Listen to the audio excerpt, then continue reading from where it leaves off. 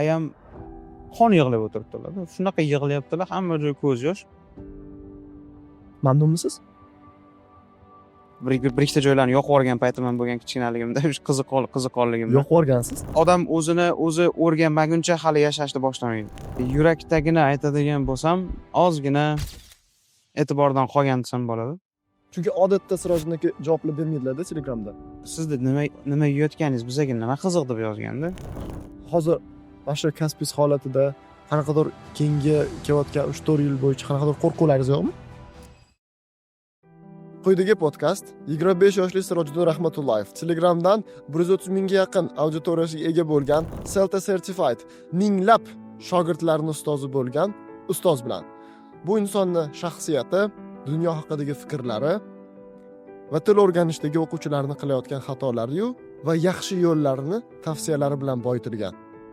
Podkastni ko'rish sizga aniq hech bo'lmasa bitta hayotingizda o'ylab ko'rishingizga hozirlik fikr bera oladi.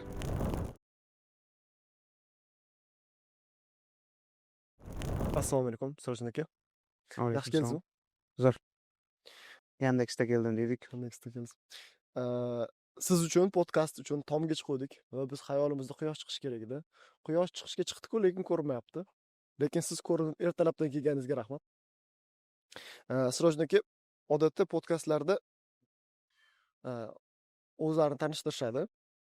Lekin keling sizni bugungi suhbat jarayonida kimligini o'zlari bilib olishsin va birinchi suhbat savoli sifatida men sizga so'rardimki, hozir mana shuni YouTubedan ko'rib klik qilgan odam kelayotgan 1 soat, 1,5 soat vaqtini bizlar bilan o'tkazadi-da. Nimaga qolib eshitish kerak bizani? Xo'p, mana kitob o'qiysiz, 600 bet. O'sha 600 betlik kitobga 2 oy sarflasangiz, o'sha 600 betlik kitobni o'qigan odam bilan 1 soat gapirsangiz, o'sha 600 betni o'rgangandek bo'lasiz. Men masalan 25 yil yashagan bo'lsam, hayotimda har xil emotsiya ko'rdim, har xil vaqt ko'rdim, har xil situatsiya. Boshimdan o'tganlarni aytib berish menimcha ularga ham bilim, ham ko'nikma, ham emotsiya beradi. Chet elda o'qish, karyera, shaxsiy rivojlanish, boshqa tarafdan menimcha auditoriyaga bera oladigan narsam anchagina.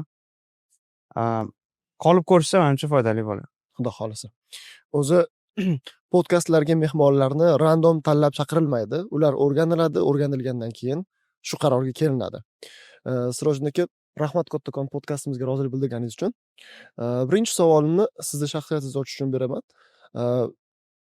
Bir odam mahallangizga borib, qo'shningizdan kichkina Sirojidin haqida so'raganda, qanaqa taassurotlar yetgan bo'lardi odam? Kichkina Sirojiddin endi yoshlikdagi Sirojiddinmi? Albatta. Birinchi o'rinda hech narsadan uyalmaydigan. Chunki meni ayam aytib beradilar. Kichkinaligimda birorta bir odamga begona qilmagan ekanman. Qo'shnining uyidan ham ovqat yeb ketaverganman. Borib salomlashib o'ynab ham ketaverganman. Birovnikida qolib ketganman. Uydagilar meni esdan ham chiqarib qo'ygan. Balki shu tarafdan ham men juda ham soshig'ilman. Masalan, любой bitta madaniyatga, любой bitta odamlar orasiga qo'shilib ketib, ularni tushunib keta olaman. Birinchi o'rinda shu tarafdan aytadi menimcha. Injiq emasman xullas. Ikkinchi o'rinda o'ta qiziquvchan. Bu ba'zida meni plusimga ishlagan, ba'zida minusimga ishlagan. Bir ikkita joylarni yoqib yuborgan paytim ham bo'lgan kichkinaligimda, qiziqqonligimda. Yoqib yuborgansiz? Yoqib yuborganman, prям yoqib yuborganman. Kerosinga gurbicha qilib ko'rganman, nima bo'lar ekan deb. Bekor so'rab bu savol tarix ochilyapti. No, qiziq paytlar bo'lgan. Xo'p, uchinchi o'rinda yana nima desak bo'ladi? Urushqoq bo'lgansiz? Yo'q, unchalik ham urushqoq bo'lmaganman. Lekin haqqimni talab qilganman. Och bo'lsam ovqat so'raganman. Men narsamni olib qo'yishsa qaytarib olganman. Shunaqa. 3-farzandsiz-a? Unday. 3-o'g'il. 3-o'g'il. 4ta o'g'il sifatida 3-o'g'il. 3-o'g'il bo'lish qanaqa? Yurakdagini aytadigan bo'lsam, ozgina e'tibordan qolgan desam bo'ladi. Lekin bu odamni bir qaysidir tomonda foydasiga ham ishlaydi. Hech kim sizga e'tibor bermagandan keyin o'zingizga o'zingiz e'tibor berishni boshlaysiz. Mustaqil bo'lishni boshlaysiz. Odatda e'tibordan qolgan farzandlar omadliroq bo'ladi deb eshitganman. Am, uyimdagilar menga e'tibor berishgan, e'tibor berishmagan emas. Lekin taqqoslagan masalan, mana bunaqa bo'lgandi. Eslayman, ikkita akamni ham institutga kirishini biza xuddi bayramday kutib olganmiz. Ularni imtihonga birga olib borganmiz, gullar bilan kutib olganmiz imtihondan chiqishini. Menga bo'lsa, mani imtihonimni javobi chiqadigan paytda katta akam to'yi bo'layotgan bo'lgan. Ertalab imtihon javobi chiqqan. Aya, o'qishga kiribman desam, ha bo'pti, yaxshi, bor, non olib keturibdi deganlar. Bu qaysidir tomondan tushunsa ham bo'ladi, chunki 3 yil mobaynida men juda kuchli o'qiganman. Uydagilar meni o'qishga kirishim 100% deb o'ylashgan уже. Imtihondan chiqqandan keyin ham aytganman, bilganlarim tushdi, unchalik ham qiyin bo'lmagan. Uyimdagilar meni deyarli o'ylamagan, bu o'qishga kirarmikan yoki yo'qmi, chunki bari kiradi deb o'ylashgan. Mana shunaqa vaziyatlar ko'p bo'lgan. O'sha o'qishga kirgan paytingiz, akangizni to'ylari bo'layotgan paytida siz ishlarmidingiz, ishlamasmidingiz? U payti ishlardim, bitta ikkita o'quvchim bo'lardi faqat.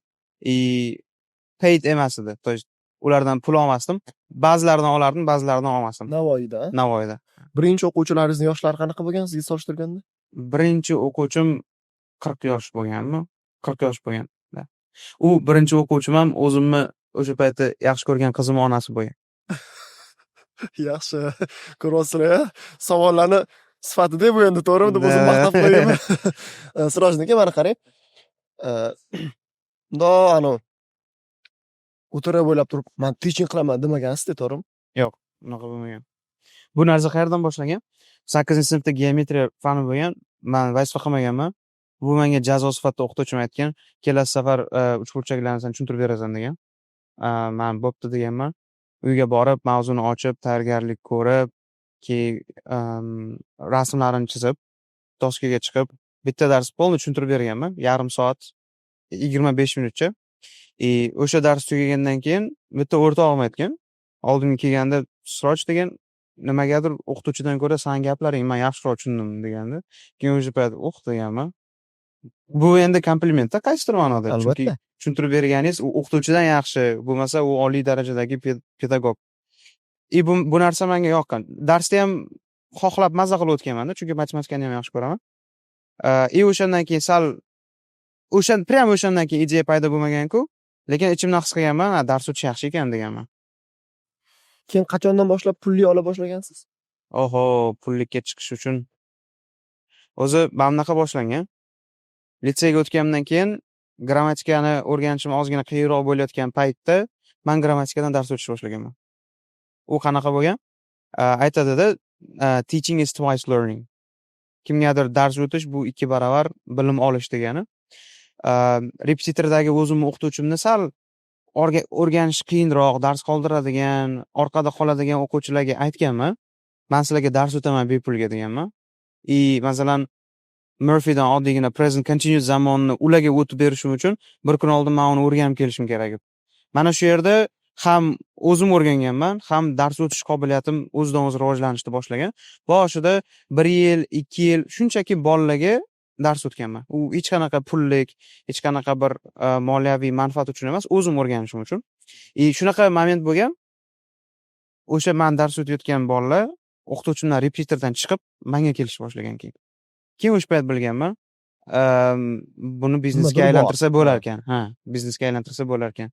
Chunki bolalar aytgan, endi katta o'qituvchida mana menda misol uchun 10 ta o'quvchi bo'lsa, butun e'tiborim o'sha 10 ta o'quvchida bo'ladi.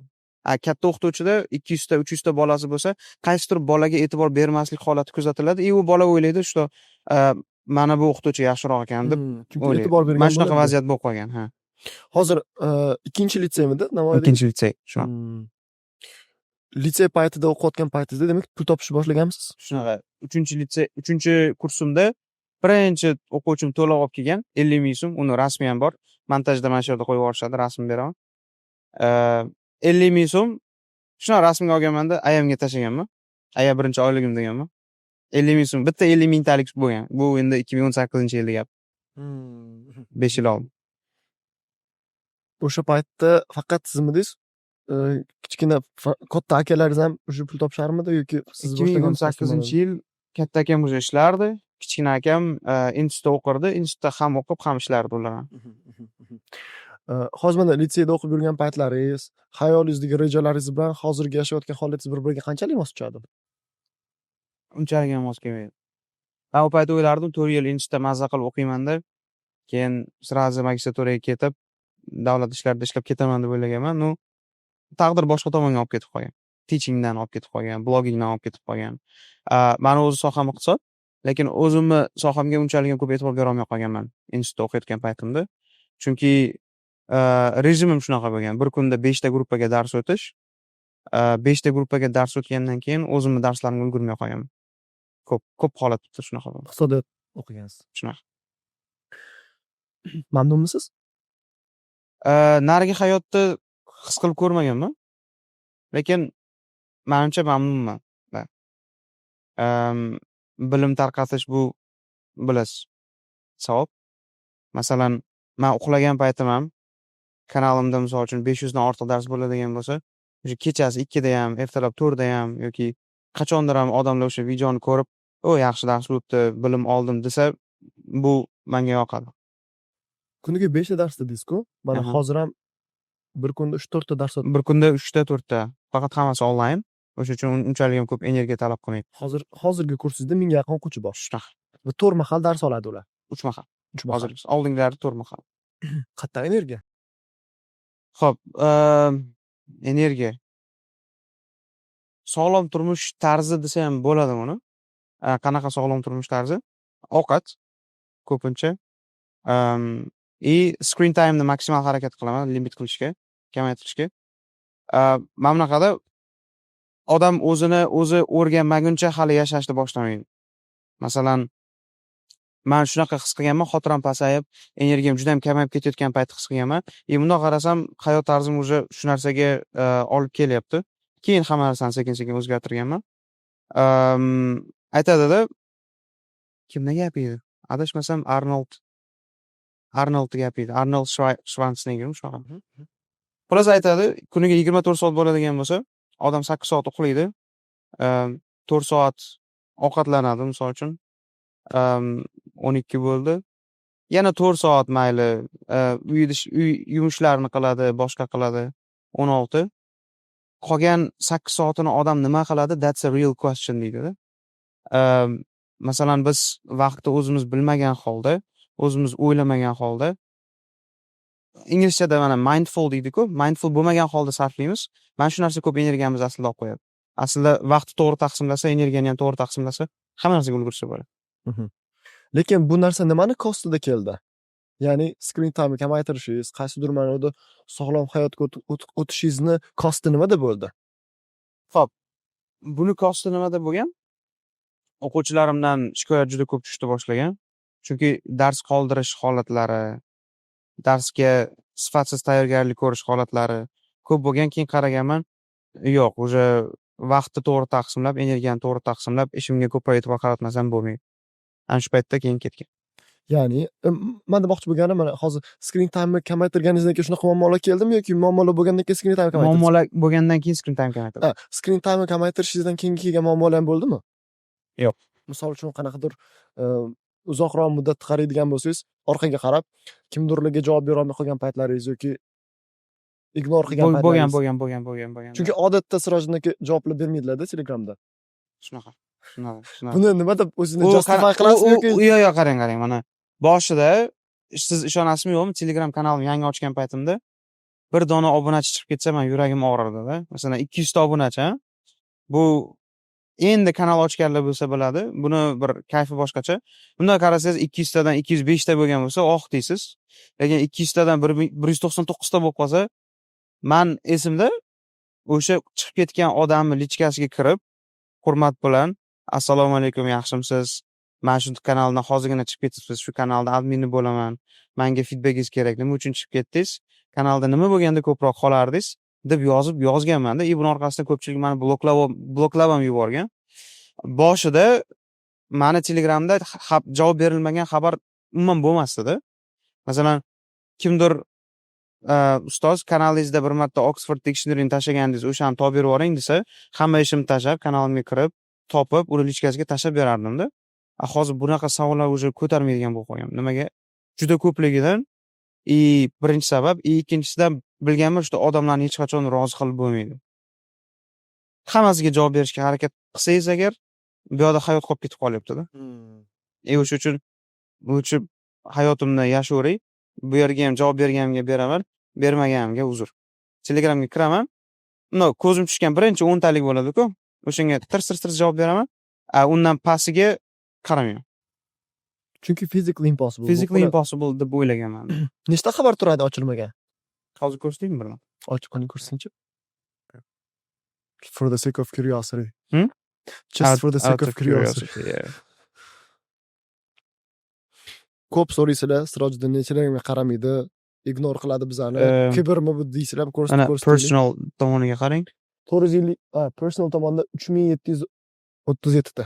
3737 ta. Bularni yarmidan ko'pi javob olmay delete accountdan bo'lib ketgan o'zi. Ularga javob ham berib bo'lmaydi hozir. Xohlaysizmi? Xohlasam. Bir marta bo'lgan 600 ta xabar o'tib ketganda yozaman kamamaydi. Bir kun o'tirdimda kechasi soat 12 dan ertalab 4 gacha 600 dan hammasiga javob berdim. Bo'ldi, javob berdim. Chunki anaqa boshlanganda odam o'zida o'zi aybdorlik bo'ladi-ku. Odamlar men kibr deb o'ylayapti, men kibr emasmanga javob beraman deganman. Shuna 4 da uxlaganman. Keyin ko'proq uxlab o'rganmanda 10 da ko'zim shuni ochsam 605 ta turibdi degan xabar. Yozganlaringiz yana bittadan javob keladi-ku. Keyin bo'ldi o'sha I give up dedim-da. O'sha hammaga javob berish iloji yo'q. O'sha uchun ham mana admin oldik, boshqa qildik. Agar muhim masala bo'ladigan bo'lsa, admin akkauntga yozishadi. Filtr qilishadi. Filtr qilishadi. Shunaqa. Sirojiddin aka, hozir mana mahallasi haqida gaplashyotdik-da. Germaniyada yashaysiz, orada Toshkentda ham yashab turasiz. Siz uchun o'zi uy tushunchasi nima? Men Germaniyada bor yasholmadim negadir. O'sha uchun ham tez borib keldim. His qildim, uy misol uchun komfortda emas, iqlimda yoki boshqada emas. Yaxshi ko'rgan odamlaringiz atrofingizda bo'lishi mana shu uy ekan. Misol uchun Navoiyda yashayman. Agar Navoiyda hovlida bir o'zim qolib ketsam, yuragim siqilib ketadi. Uy emas. Toshkentda ham agar bir o'zim qolib ketsam shunaqa. Germaniyada ham xuddi shunaqa bo'ldi. Bir o'zim qoldim. U yerda sheriklarim, o'rtoqlarim bor, baribir mana ayam yoki bo'lmasa aka-ukalarim, jiyanlarim, yaqinlarim u yerda bo'lmaganligi uchun ozgina moslashish qiyin bo'ldi. Shu his qildim, uy bu yaqinlaringiz bo'lgan joy uy, любой joy. Odamlar siz bitta qaraganda nima deb his qilishadi haqingizda? O'zlarining fikrlari bo'ladi. Birinchi impression nima bo'ladi? Qanaqa qoldirasiz odatda? O'ta jiddiy deb o'ylashadi. Jiddiy deb o'ylashadi. Masalan, kanalda ham dars o'taman. Ular men ko'rmagan, lekin dars o'tishim yoki gaplarim boshqa postlarimdan jiddiy deb o'ylaydi. Keyin sal men bilan yaqindan gaplashgandan keyin, siz hazilkash ekansiz, bunchalik ham jiddiy emas ekansiz. Hayotni jiddiy olish kerak emas u. Deb qo'yaman-da. Odamlar jiddiy deb o'ylaydi, kibr deb o'ylaydi nimagadir. Bilmayman. Bu endi boyagi tepadagi aytgan narsamga ko'ra. Ana unaqa bo'lganda, buni aytmayman. Eksklyuziv. Sizni qanaqangi ambitsiyalar shu o'tgacha drive qilib kelyapti? O'zbekchasiga aytganda, qaysi ambitsiyani maqsaddan ham kattaroq narsa bo'lsa kerak menimcha. Shunaqa. Maqsaddan endi maqsadlaringiz nima emasdi? Bundan ham katta turgan missionga yaqinroq bo'lgan ambitsiya bo'ladi-ku. O'sha ambitsiyalar sizni drive qilib kelyapti, hozirgacha push qilib. Bilim odami bilim tarqatishni yaxshi ko'radi, bilasiz. Bu yaxshi ko'rish menda ambitsiyaga aylanib bo'lganda o'sha. Odamlarga bilim berish kerak, odamlarni rivojlantirish kerak. Bu narsaning orqasidan men o'zim non ham topyapman, masalan. Erta butun umrga yetadigan bir source desak bo'ladi, source ham tashlab ketyapman. Bu endi masalan kimgadir mana pul yig'adigan bo'lsangiz, u pulni misol uchun 10 ta 15 ta odamga legacy qilib bersangiz, kutubxona qoldirsangiz, bu butun umrga keyingi avlodga legacy bo'ladi-da. Menda ham mana shu ambitsiya, umuman olganda odamlarga bilim berish, o'zim orqamdan ilm degan narsani qoldirish. Qachon o'zingizda mana shu narsa menda endi ambitsiya bo'la qoladi, mana shu meni kasbim ekan degan tushuncha paydo bo'lgan? Shunchaki teachingni pocket money sifatida boshqacharoq ambitsiyada qarash va u qachon o'zi paydo bo'ladi odatda? Chunki bilasiz, hozir IELTSdan 7 oldimmi, 8 oldimmi, demak teaching yaxshiroq. boshqa ish qilgandan ko'ra hozir o'sha sohada talab bor-ku va ko'pchiligimizda shunaqa ko'rinishda boshlanadi va bu oxirigacha ham qolib ketadi ba'zida. Lekin mana siz hozir buni ambitsiya ko'rinishiga keltirgan madosiz. Qachon sodir bo'lgan bu narsa? Qanaqadir milestone bormi? 2021-yilda adashmasam Ibrat Campga borgandik. O'sha paytda blogging bo'yicha gaplashgandik.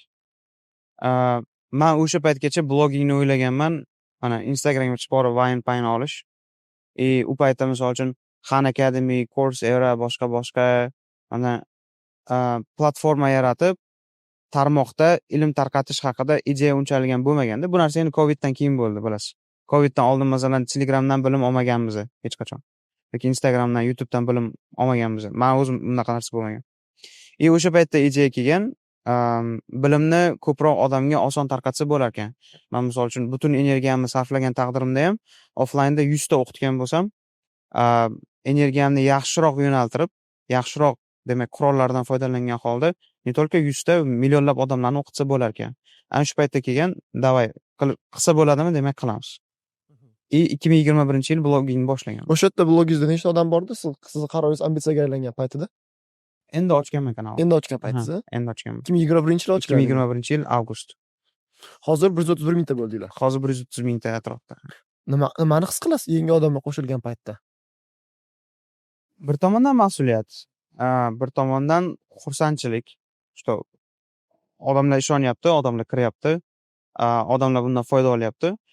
Haqiqiy xursandchilik mana yo'q joydan kommentariyaga yozishadi-da. Ota-onangizga rahmat, zo'r dars bo'libdi deb yozishadi. Buni tasodifan ko'rib qolasiz, xursand bo'lasiz. Bosim beradimi? Yo'q, bosim bermaydi. Bosim bermaydi. Chunki menda mana bunaqa narsa bor. Hamma odamni mas'uliyati o'ziniki. U kim uchundir javob berish men uchun emas. Misol uchun ular kirdi, to'g'ri, men ularga sifatli kontent berish, to'g'ri narsani berish, to'g'ri narsani yo'lantirish mas'uliyati bor, lekin bu bosim emas. Bosim emas.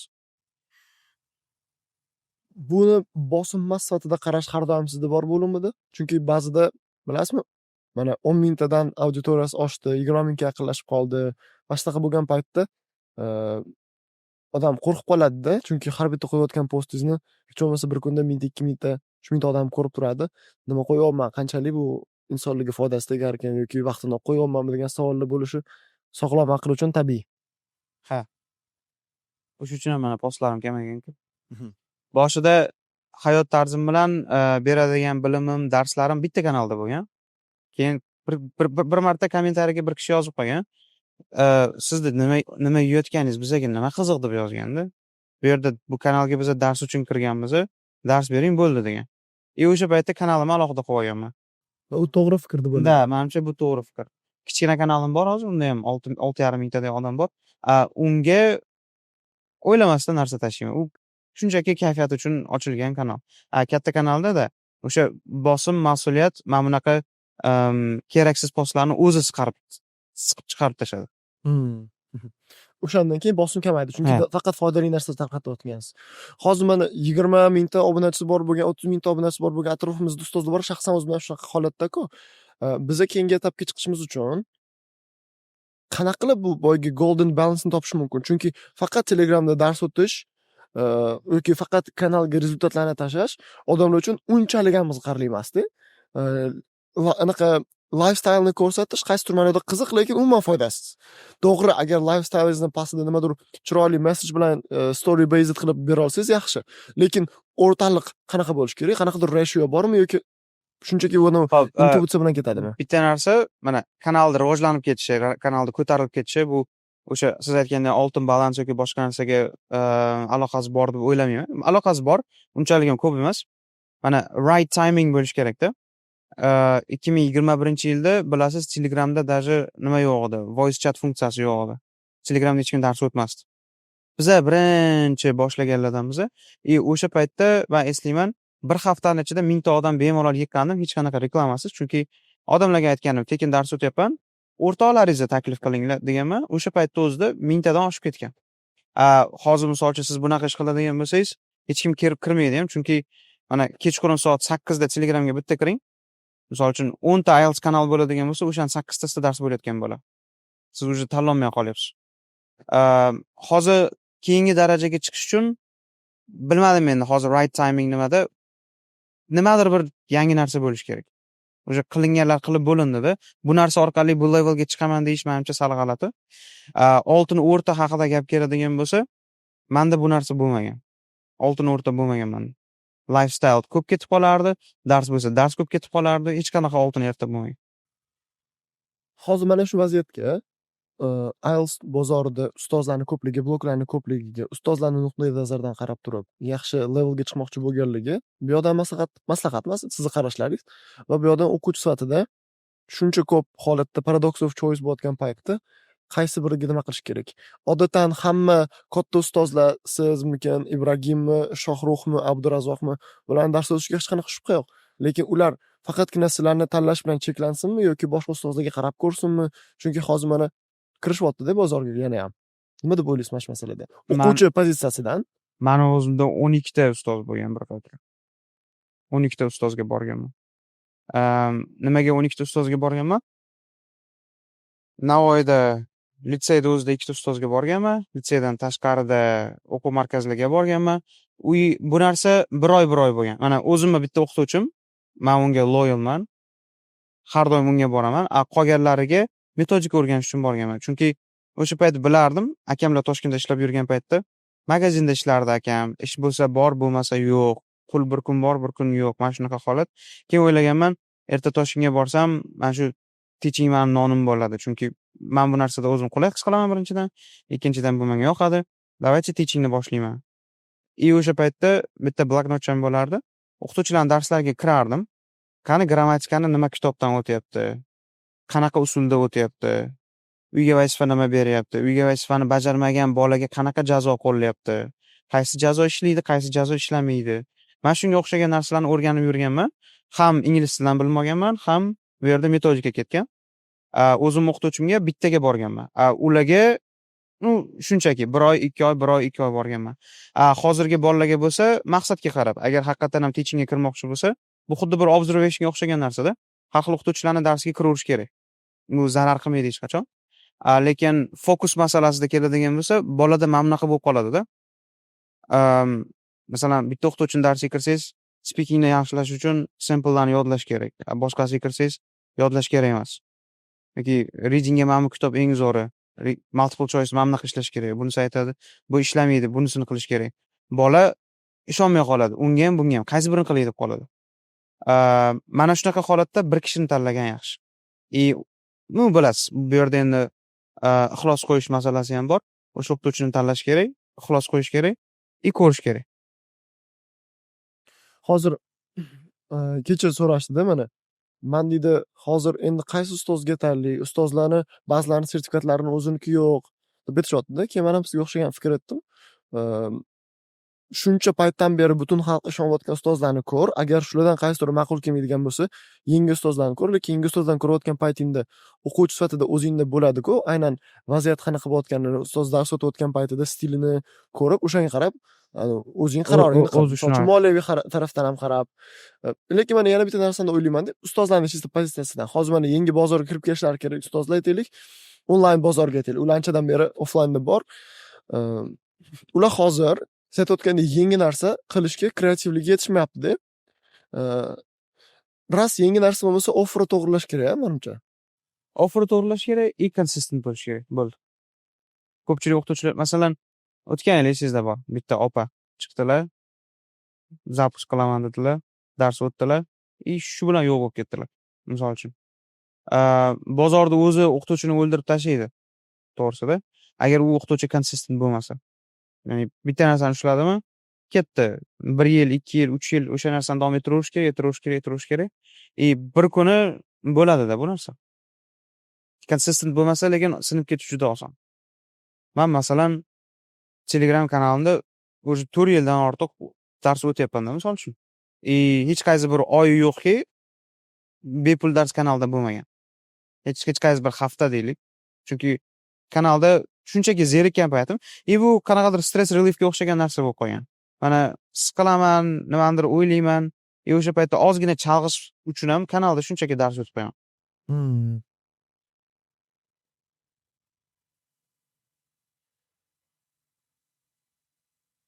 bu hammaga ham oson emas-da. Demak, mana shu rostdan Shunaqa, ham siz shunaqa. ambitsiya qilganda. Passion bo'lishi kerak-da. Passion bo'lmasa qiyin. Hozir mana Germaniyada hayot haqida ham ozgina qo'shib ketsak yaxshi bo'lardi-da. Bonn universitetida o'qiyapsiz. Bonn University. Qanday o'qish? O'qishi zo'r. Bir marta darsga bordim. Chunki darsga mana bunaqa bo'ldi-da. O'rtog'im bilan yotoqxonada birga turamiz. Ertalab turdim. Endi Germaniyaga borgan kunim ayam Telegramdan qildilar. Endi ovozi eshitilib turibdi o'rtog'imga ham. Telefonda gaplashyapmiz. Chiroyli kiyimlaring kiy, usting toza tursin, boshqalar ko'rganda havas qiladigan bo'lsin, deyaptilar-da endi ayam. Endi hech narsa deganim yo'q. Hop deyapman. Keyin o'rtog'im kulib qo'ydi-da. Keyin oxiri nimaga kulyapsiz desam, "Akka sizga hech kim e'tibor ham bermaydi, hech kimga qiziq ham emassiz" dedi-da. Haqiqatan ham borsam, birov bilan ishi yo'q-da. Kiradi, o'qiydi, ishini qiladi. Bundoq qarasangiz, masalan, eski kiyimda yurgani ham bor, sochi yuvilmagani ham bor, o'ziga qarab yuradigani ham, boshqasi ham bor. Universitetda ichida bilim tamom. Soqoling o'sganmi, yo'qmi, kiyiming bormi, yo'qmi, oyoq yalangmisan, yo'qmi, bu narsaga deyarli e'tibor yo'q. Keyin o'sha payti men o'zimcha eng zo'r narsalarimni kiyib bordim, qaradim. Hamma oddiy. Bo'ldi. Bitta rasm chiqib qaytdi. Bitta rasm chiqib qaytib keldim. Chiqib, shunaqa. O'qishga qarashadi. Imtihondan o'tsangiz bo'ldi. Qizig'i yo'q. Semestr mobaynida ishlaysizmi, clubbing qilib yurasizmi, uxlaysizmi kuni bo'yi. Imtihondan o'tsangiz bo'ldi. Zo'r sistema. Mana hozir mana gapirgan gapingizda bizning ta'lim sistemaga tegib o'tib ketdingiz-da. Gaplashaylikcha hamma muammolarni gapiradi-ku. Butun ta'lim sistemasidagi muammolar borligini hisobga oladigan bo'lsak, birinchi qadam tashlash kerak bo'lgan bo'lsa operatsionniy. O'sha birinchi qadam nima bo'lardi? Siz menga qadamlar qilib muammoni yechib bermang. Birinchi qadam bo'lsa, mana shu nima bo'lardi? Ta'lim tizimini yaxshilashda. Birinchi qadam, misol uchun, siz qila oladigan, men qila oladigan, hozir yoki mana shu podkast eshitgan odam hozir turib o'sha ishni qila olish kerak. Qanaqadir hukumat emas yoki jamiyat emas, bir kishi qila olishi mumkin bo'lgan bitta operatsionniy qadam. Bunaqa ish bo'lganda allaqachon o'zgarib ketgan bo'lardi. Yo'q, bittada magic bo'lmaydi. Prosta birinchi qadam. Katta magicni sodir bo'lishi. Mas'uliyatni odam o'zini bo'yniga olishida birinchi qadam, menimcha boshqa narsa yo'q. Mas'uliyatni o'zini bo'yniga olib, masalan, institutga borishingiz sizga ko'proq kerakmi, u yerdagi dekanga ko'proq kerakmi? Oddiy savol, sizga ko'proq kerak. Yoki o'sha bilimni olishingiz sizga kerakmi, o'qituvchiga kerakmi? Mana shu narsani odam oddiygina his qilsa bo'ldi. Hammasi joyiga tushib ketib qoladi. Lekin bizda nima? O'qituvchi bolani ayblaydi, bola o'qituvchini ayblaydi. Ikkalasi bir bo'lib keyin ota-onani ayblashadi, misol uchun. Mana shunaqa narsada. Mas'uliyatni odam o'zini bo'yniga olish kerak bo'ldi. Joyiga tushib ketadi hammasi.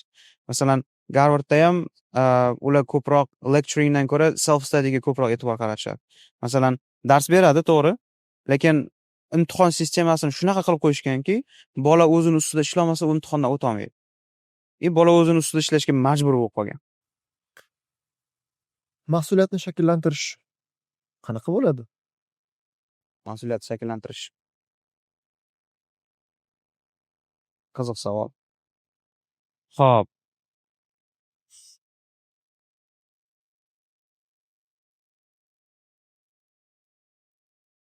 No. Mas'uliyatni shakllantirish. Aniqroq bering savolingizni. Hozir mas'uliyatni odam o'ziga olish kerak dedingiz va uch kishini shaxs ko'rsatdingiz. Birinchisi dekanga kerakmi, sen kerakmi deganda bu yerda dekan ham bor, siz ham borsiz, ota-ona, ustoz, o'quvchi sifatida 3 ta shaxs bor deb bu yerda.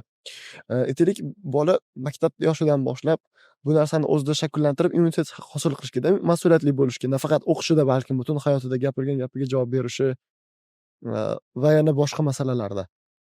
Lekin o'sha bolaga mas'uliyatni shakllantirish uchun bizda qanaqadir life hack deymizmi yoki qanaqadir qilinish kerak bo'lgan ishlarni ketinma-ketinligi bormikan yoki bo'yniga majburiyatni tushishi mas'uliyatni? Yo'q, birinchi o'rinda unga tushuntirish kerak. Mana shu ishlarini oqibatini.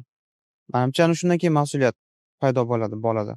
Misol uchun, agar hozir o'qimasang, buni oqibati erta mana bunaqa bo'lishi. Agar o'qisang, oqibati mana bunaqa bo'lishi. Bu oqibati tushungan odam mas'uliyatni o'ziga olishga qo'rqmaydi-da. Mana shu yerda shakllanadi menimcha mas'uliyat. Siz mas'uliyatingizni shakllanishida boya aytdingiz-ku, 3 yil liseyda o'qiyotgan paytingizda tayyorgarlik ko'rgansiz-da? Mani mas'uliyatimni shakllanishida uyimdagilarni azob chekishini ko'rganim bo'lgan. 2012-yil 15-avgust ko'chada koptok tepib yurib, masalan, o'sha koptok tepib yurgan paytimda menda hech qanaqa mas'uliyat bo'lmaganda. Uyga kirganman, chorpoyada ayam qon yig'lab o'tiribdilar. Shunaqa yig'layaptilar, hamma joy ko'z yosh. "Aya, nima bo'ldi?" desam, "Akang o'qishga kirolmabdi" dedilar.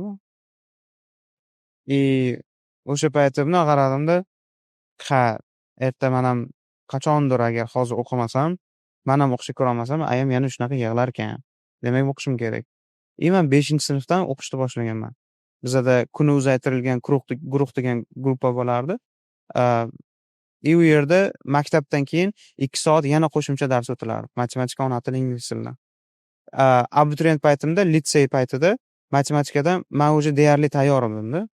Misol uchun, mana bizada mana bunaqa bor-ku, 1-sinfdan 9-sinfgacha, 11-sinfgacha yallo qilib yuradida, oxirgi 1 yilda 11 yillik programmani o'zlashtirmoqchi bo'ladi-ku. Menda unaqa bo'lmaganda, 5-sinfdan 9-sinfgacha o'zi yaxshi o'qiganman. Undan oyog'i nimagadir oson bo'lgan. Chunki o'zi biladigan narsalarim bo'lgan. Bu ham o'sha 2012-yilda ayam yig'laganini ko'rib mas'uliyatni bo'ynimga olganman-da. Undan uyog'iga ham nima bo'lgan? Mana oilaviy qarzlar, misol uchun to'y qilish uchun kerak bo'ladigan pul, remont uchun pul, boshqa qaraganman, pul kerak. Xo'p, pul uchun ishlash kerak, ish uchun mas'uliyat kerak. Mana shunaqa narsa bo'lib ketgan.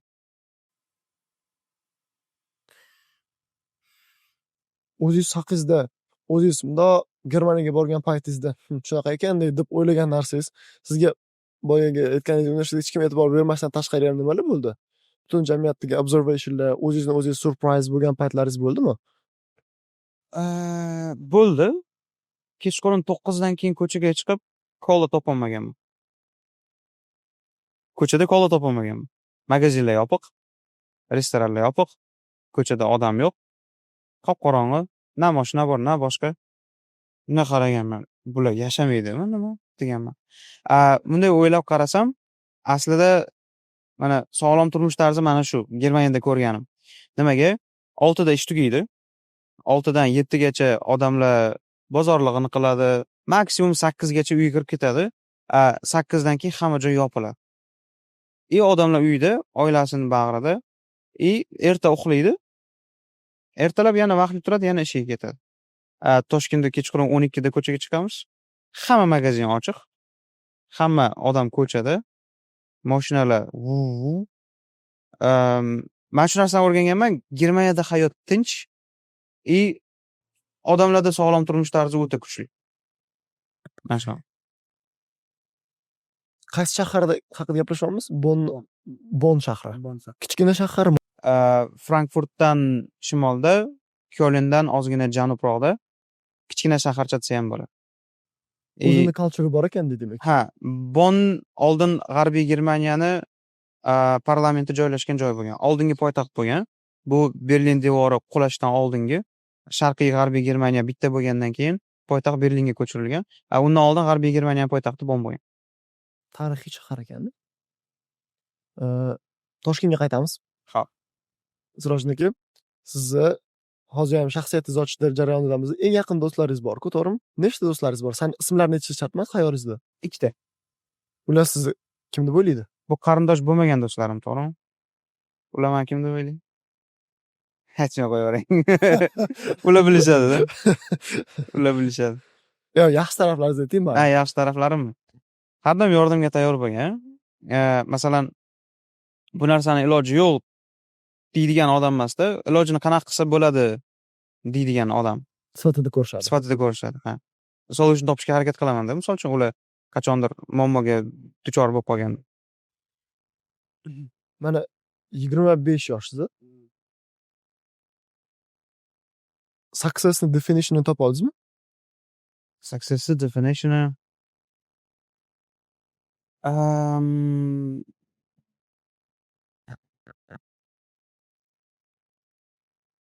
Xo'p. Yana ham aniqlashtiraman-da. Xo'p, aniqlashtiringchi. You cannot be happy if you are not successful deyishadi. But the definition of success depends on you.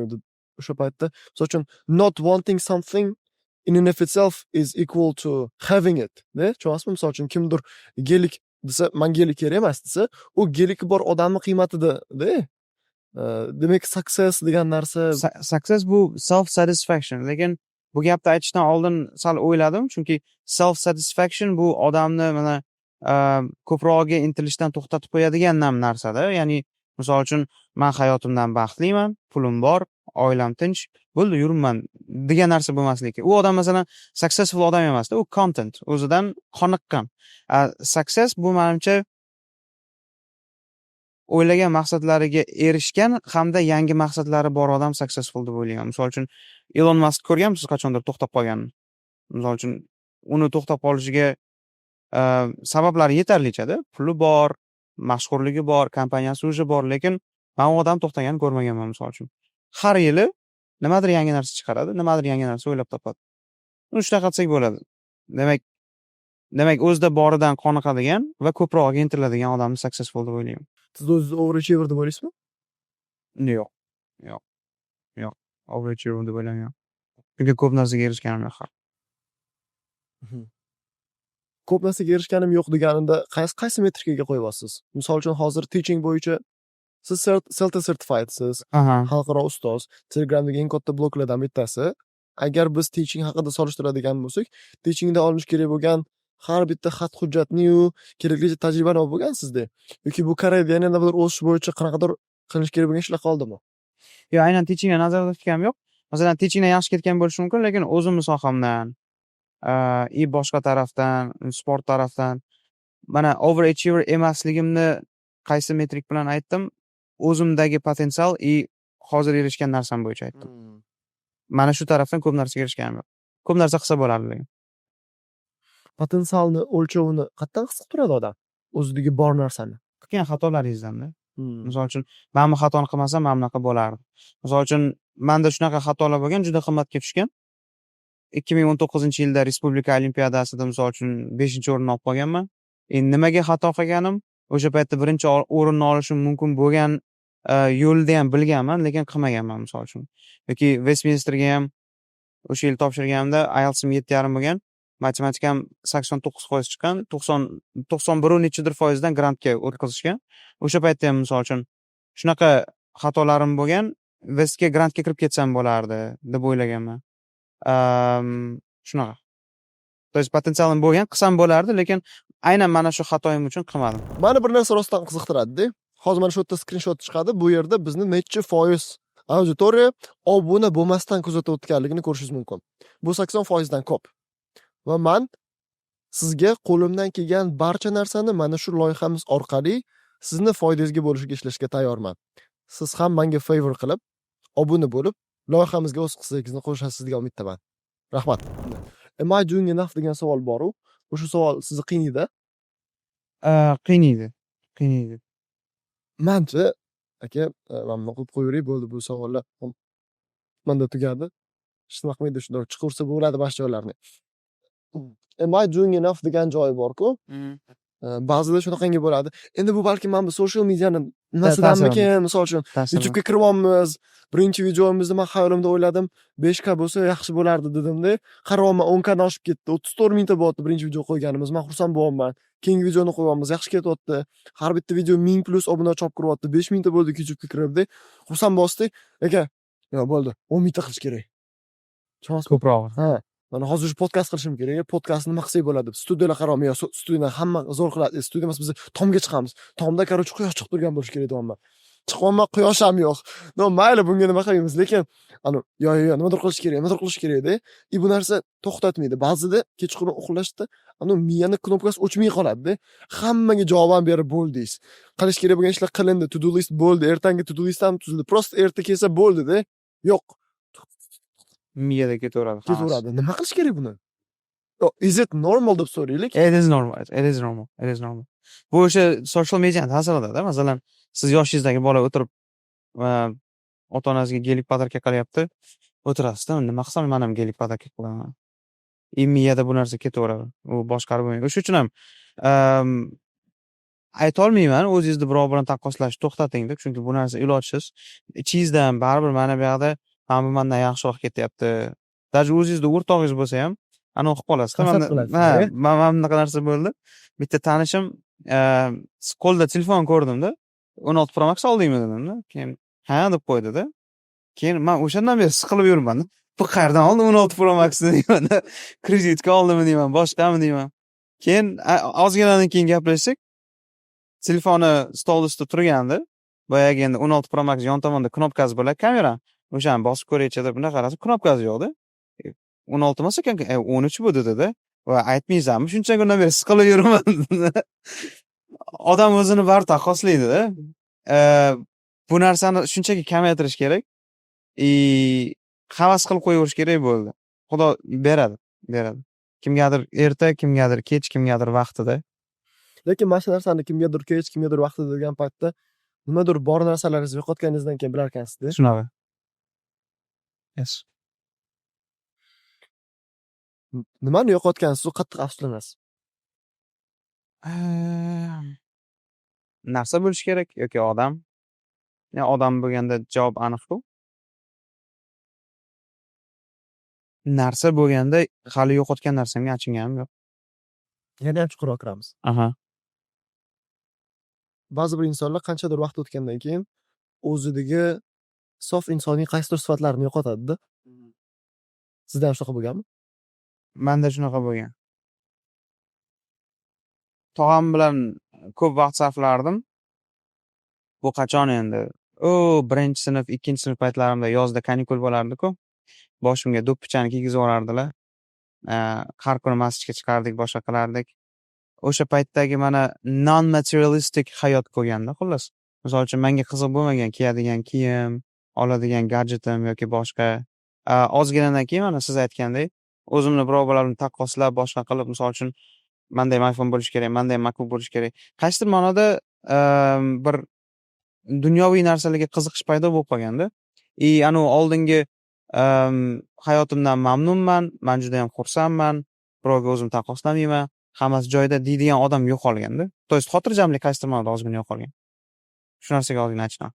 Xotirjamlik yo'qolganligi, ha? Ha. Otangiz yo'qotish qanaqa ta'sir qildi?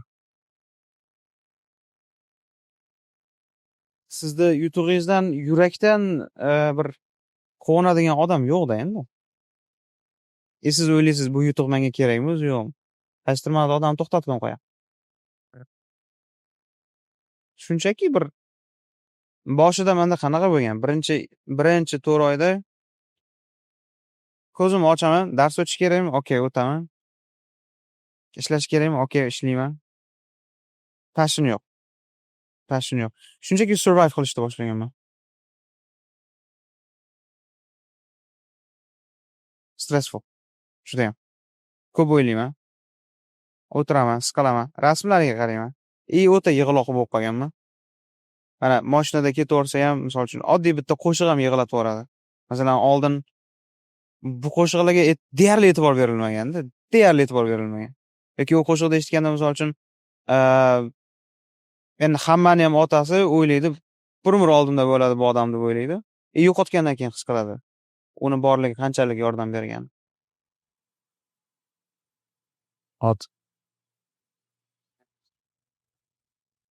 Ko'rib qolaman-da Sirojiddin aka. Siz bilan gaplashib o'tiradi. Aka deb mamlaqa o'tiradi. Adasi telefon qilib qoladi. Telefon ko'tarib adasi bilan gaplashishni ko'rsangiz, juda katta farq bo'ladi. Cognitive dissonance. Keyin o'ylab qolaman-da. Shuncha dunyodagi eng shirin so'zlaringni menga ishlatgandan ko'ra, shu odamga ishlatingizmi deb. Tarbiya masalasi bor bu yerda. Masalan, qarangda. Mamlaqa qoida yo'q. Bu ota buni doim hurmat qilish kerak, bunga yaxshi gapirish kerak degan narsa yo'q. Agar ota bunga javob bermaydigan bo'lsa, bunga arzimaydigan bo'lsa, bu ayb bolada emas, tushunasizmi? Mana bunaqa narsa borda, bizga adashmasam 1-kursda aytib bergan o'qituvchimiz. Bitta odam o'g'illi bo'ladi. O'g'illi bo'ladi-da, o'g'liga u tog'da yashashadi, mol qo'y qarashadi. Keyin qo'y boqishni o'rgatadi, mol boqishni o'rgatadi. Shu narsalar bilan chegaralanib qoladi-da. Keyin o'g'li 21 ga 22 ga kirganda bir kuni otasini xamchi bilan uradi. Keyin qamchi bilan urgandan keyin otasi xavotirga tushadi-da, bolani olib domlani oldiga olib boradi. Domlani oldiga boradi-da, domla bu bola mani uryapti, men buni otasiman-ku deydi. Keyin boladan so'raydi. Bolani ilmini tekshiradi, iymonini tekshiradi. Bola hech qanaqa savolga javob bera olmaydi-da. Masalan, misol uchun o'zi kimsan? Millating nima? Dining nima? E'tiqoding nima? deydi. Bu narsalarga javob bermagandan keyin otasidan so'raydi. Bolangizga o'rgatmaganmisiz desa, yo'q debdi. Keyin nimalarni o'rgatgansiz bolangizga desa, shu cho'pon bo'lganligim uchun mol boqishni, qo'y boqishni o'rgatganman desa, sizni ham mol deb urib yuboribdi-da bo'lmasa deydi-da. Tushunasizmi? Masalan, otaga nimaga yomon gapiradi yoki yaxshi gapirmaydi? Ota vaqtida mas'uliyatni bo'yniga olmagan. Bola qiynalgan, azob chekayotgan, nimadir kerak paytida bolani oldida bo'lmagan ota. O'sha uchun ham bolada otaga nisbatan hurmat yo'q, otaga nisbatan muhabbat yo'q. Ana undan keyin siz aytgandek yomon gapni gapiradi. Masalan, menda otam bir umr oldinda bo'lgan. Nima kerak bo'lsa hammasini bergan. U maslahat bo'ladimi, u moliyaviy tarafdan bo'ladimi? Shunaqa payt bo'lgan, misol uchun mashinalarini sotib qilib berganlar kerak paytida. Bu narsani ko'rganingizdan keyin siz eng hurmat qiladigan odamingiz otangiz. Ana undan keyin unga nisbatan muhabbat bo'ladi. Tangani bu tomoni ham bor-da, ya'ni men otaman degan narsa sizni hurmat qilish kerak degan narsaga bir sabab bo'la olmaydi. Yo'q. Yo'q. Xolos. Qachon tayyor deb hisoblaydi odam o'zini? Men o'ylardim, bemalol masalan xotinimni, bolalarimni boqsam bo'ldi, o'zi tayyor bo'laman deb. Bu yerda juda ko'p narsa bor ekan, faqat moliyaviy emas. O'zi 4 ta narsa deyshadi-yu. Unaqa financial maturity bo'lishingiz kerakligi, spiritual, mental, Shunaqa. physical. Shunaqa. Menda mana shularning bitta ikkitasi tayyor masal. O'sha uchun. Demak, erta uylanish deganda hammaga har xil ekan-da. Shunaqa. Qachonki boyga 4 talasini ham satisfy qilinadigan bo'lsa. Lekin nimaga mana shu 4 talasini satisfy qilish yoshi kechikib ketyapti? Uzayib ketyapti deylik. Keyin yana bitta narsa qo'shimcha qilaman aka. Kostof. Xo'p, mayli, bering. Yo'q, qo'shimcha qilaylik, shunga kompleksroq qilasizda. Hozir bond o'qiyapsiz, ratio bo'yicha male female necha foiz bo'lyapti taxminan? Yoki unaqa statistikalar bilmaysizmi? Bondam yo'q, statistikani bilmayman. Bonda o'zidagi ratio, to'g'rimi? Yoki mana magistratura sizni fakultetingizni male female ratio. U yerda ko'pchilik o'g'il bola. Sizni fakultetingiz shunaqa bo'lgancha iqtisodiyotda. No, generally olib qaraganda o'quvchilaringizdan hisoblaylik. Male female. Qaysi bir ratio ko'proq? Female. Female ko'proq. 90%. Okay, results male female. Female. Okay. Anaqa schoolda ham shunaqa bo'lgan-a? Female yaxshiroq o'qigan, universitetda ham shunaqa bo'lyapti. Nimaga biz o'g'il bolalar kuchsizlashib ketyapmiz? degan savol bersam to'g'rimi yoki noto'g'rimi? Men hozir bu narsa to'g'ri, aynan O'rta Osiyo va O'zbekistonda kuzatilmayotgan bo'lishi mumkin, lekin O'zbekistonda ham bunday qaraydigan bo'lsak, 13 yoshar, 14 yoshar o'g'il bola bilan 13 yoshar, 14 yoshar qiz bolani solishtirganingizda dunyoqarashidagi farqlar juda katta-da. Bola PUBG o'ynab yuraman deb boshqa mayli, men PUBG'siga nima qilmayman. O'ynagisi kelsa o'ynasin, boshqasini, lekin bu yog'ini ham qo'llatib qo'ysin-da degan shartni qo'yapman. Lekin qo'llatib qo'ysin-da derkanman, o'ylab qolman. Nimaga qizlar o'zida-o'zi qo'llatib qo'yapti? Biz qilmayapmiz. Nimaga? Qizlar qo'llatib qo'yapti deganda ham mana endi qo'llatib qo'yapti deganda uzr, bu ozgina nima bo'lib ketadi. Boshqacharoq preface qilamiz keling. Umuman boshqatdan shu savolni formula qilishga harakat qilaman. Boyagi female male ratio qo'ygan paytda men ishonaman, o'g'il bolalarni potensiali kerak. Ya'ni biz bir narsa qila olmaymiz deya olmaymiz. Eng zo'r ovqatni ham yigitlar qiladi, misol uchun. Shu istalgan kasbni ayting, eng zo'r professional erkaklar bo'lib chiqishiga men ishonaman. Lekin ommatan hozir erkaklarda qaysidir ma'noda menda susayish kuzatilyapti deb o'ylayapman-da. Va bu nima sababdan bo'lishi mumkin? Yo'q, Sizni fikringizcha? Susayish kuzatilgani yo'q. Unaqa emasmi? Menimcha. Qaysi premise bor bu? Prosta anaqa narsa bo'lyapti-da. Social media sust erkaklarni expose qilyapti. Bunaqa erkaklar har doim bo'lgan. Oldin ham bo'lgan, hozir ham bo'lgan, bundan keyin ham bo'ladi. Kuchlilar ham bo'lgan. Prosta hozir social media expose qilyapti. Bu bir. Ikkinchida cost of living ancha oshib ketgan. Nimaga? Misol uchun qarang. Bitta shaharchada deylik, oldin 10 ta odam bo'lgan bo'lsa, ularning hammasiga ish yetgan, hammasi ishlagan, birorta ishsiz bo'lmagan. Demak, ularning hammasi qaysidir ma'noda kuchli erkak. Aholi ko'paydi. Endi o'sha shaharchada 10 ta odam emasda 100 ta odam. U 100 tadan misol uchun competition oshgandan keyin ularni ichidagi misol uchun raqobat oshgandan keyin kuchlilari yana ham kuchliroq bo'ladi. Kuchsizlari yana ham kuchsizlanadi. Men nima demoqchiman? Misol uchun 100 yil oldin agar siz jismonan baquvvat bo'lsangiz, bo'ldi, siz ish topa olasiz, oilangizni boqa olasiz. Hozir jismonan baquvvat bo'lish ko'p narsa bermayapti-da odamga. Tushunyapsan? Keyin yana mana bunaqa narsa qo'shimcha qilaman-da, standartlarning oshishi. Ayol kishi tanlayotgan paytda selection processda siz aytayotganingizdek, o'sha kuchliligiga qaraydi. Kuchli deganda bir qancha ketadi. Misol moliyaviy kuchliligini ham, jismonan holatda jamiyatdagi statusi boshqa-boshqa-da. Endi ayollarning o'zi barini ko'targani sari ularga mos bo'ladigan erkaklarni rasyosi kamayib ketadi-da, chunki ommatan o'rtaliq bo'lib qolganda. Shunaqa. Biz ularni weak deb odam deb o'ylaymiz hozir. Misol uchun siz weak deb ataydigan bugungi kundagi odam ham hech bo'lmasa rus tili, ingliz tilini biladi-da. Misol uchun. Demak, o'sha definition o'zgaryapti. Definition o'zgaryapti, standart o'zgaryapti. Kuchsizlanish bo'layotgani yo'q. Prosta kuchlilarga nisbatan bular ozgina kuchsiz bo'lib qolyapti. Chunki kuchlilar o'ta kuchli bo'lib ketgan. Kuchlilar o'ta kuchli bo'lib ketyapti. Kuchsizlik o'ta kuchsizlikda. Men shu uchun men bitta qarab turib solishtiryapman. Nimaga bular ko'payib ketdi deb. Aslida bular o'ta kam. Ha. Mana shu eng yuqori qatlamdagi kuchli erkak bo'lish uchun disiplina bo'lish kerak odamda. Disiplina bo'lish kerak. Bu birdaniga bo'lib qolmaydi menimcha. Uzoq yillar davomida tuziladi. Misol uchun bitta manaqa tanangizni shapga keltiraman degunicha juda vaqt ketadi-da. Lekin rosa qiynalmi deyman-da. Bir tomondan uyquni to'g'irlayman, uyqu ketadi, naryoqda ovqat tushlayman, ovqat ketadi. Qayerga qoladi, ishlash ham kerak bo'ladi. Hammasini tortsangiz pul yetmay qoladi. Nima qoladi. qilish kerak? Zalga chiqamansiz, zal palarsiz, uyga tashlamansiz, tosh o'zi ham qimmat bo'lib ketadi. Topish qiyin-da, hojim aka. O'shanga hayron bo'ladi odam. Lekin harakat qilyapmiz endi. Nima qilib bo'lsa ham harakat qilyapmiz. Mana bitta anaqa hozir mana siz ko'pincha men kuzataman Sirojin aka, ko'proq yolg'iz ishlaysiz-a? Nimaga unaqa? Mana qarang, qo'pol savol, uzr, qo'pol qoldim. Nimaga ko'pincha siz yolg'iz ishlashni afzal ko'rasiz deb so'ray yoki bu majburlikdan kelganmi? Yo'q, majburlikdan emas.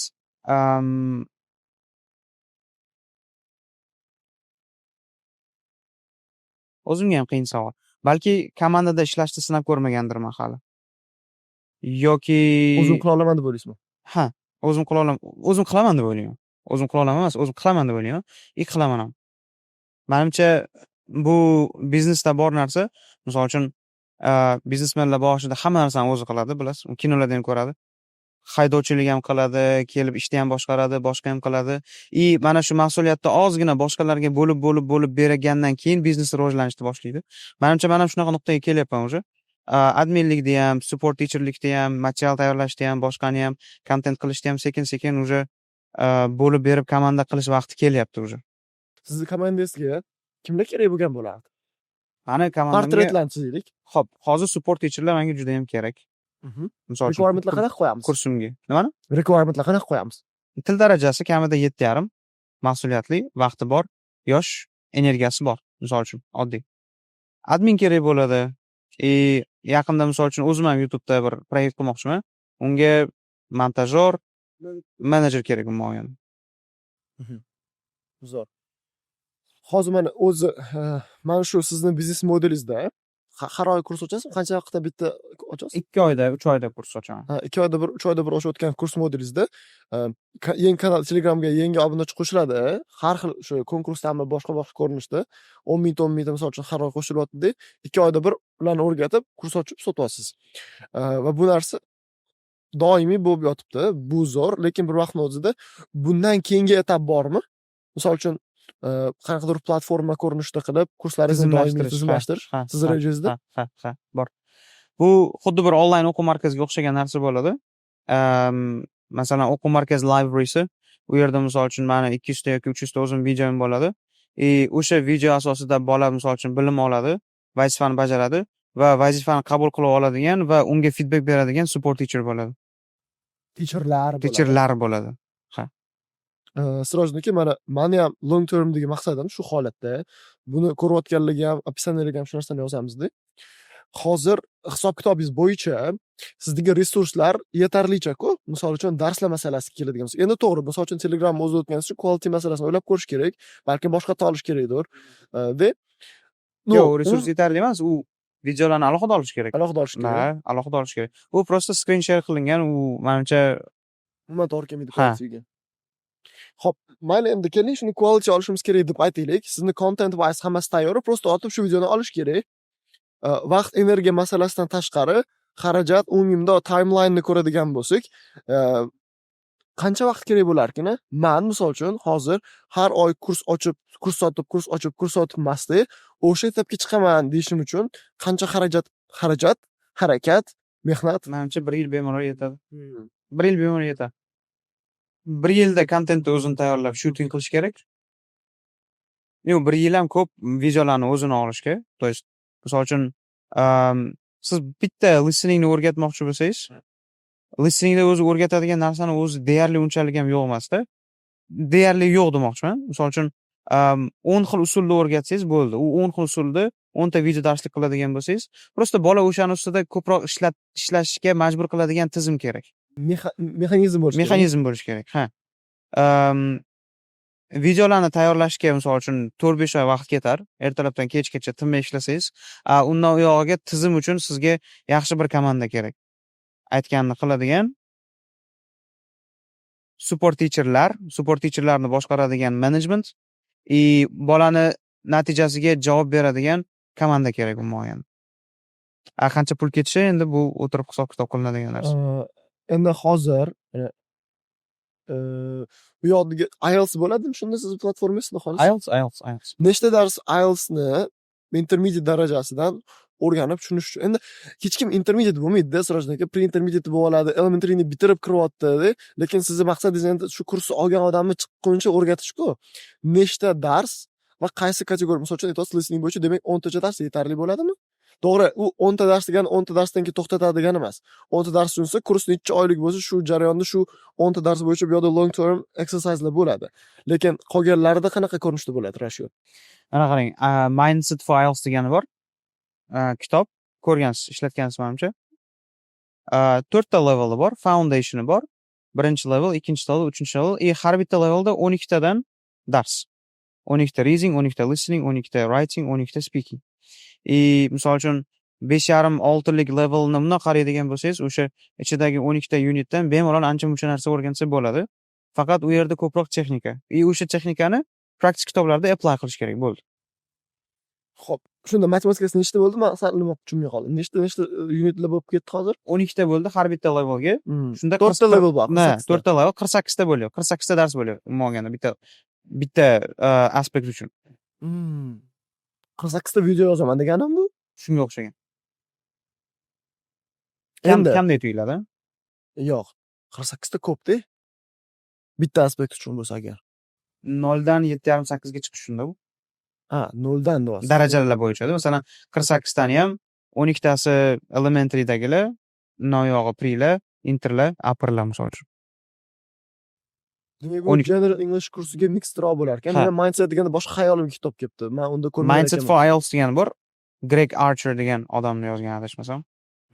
Qanchalik u hozirgi anaqa bilan up to date?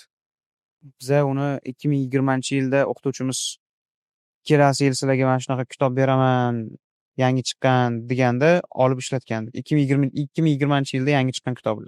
Formatga tushyaptimi? Tushyapti. 48 ta bo'lsa, 4 ta section bo'ladigan bo'lsa, 5 ga 4 20 bo'lib 2 tacha video olish kerak ekan. Endi 2 ta videoni bola hozir pre-intermediate yoki elementarydan qolgan holatda sotib oladgan qilamizmi yoki misol uchun qaysi darajada bo'lsa-yin, mana bunaqa deb turib o'sha etapdagi videoni beradigan qilib qilamizmi? Yoki ikkalasi ham bo'lishi mumkin-a? Ikkalasi ham bo'lishi mumkin, lekin level bo'lgani baribir yaxshiroq.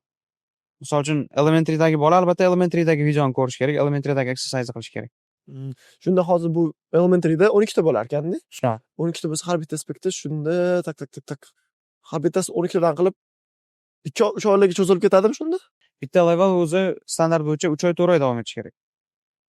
Standart bo'yicha ketadi bu ham. Ha, bo'ldi. Hech qanaqa marketing xodlar qilinmaydi. Misol uchun 2 oyda biz bilan Yo'q. Unaqa narsa yo'q.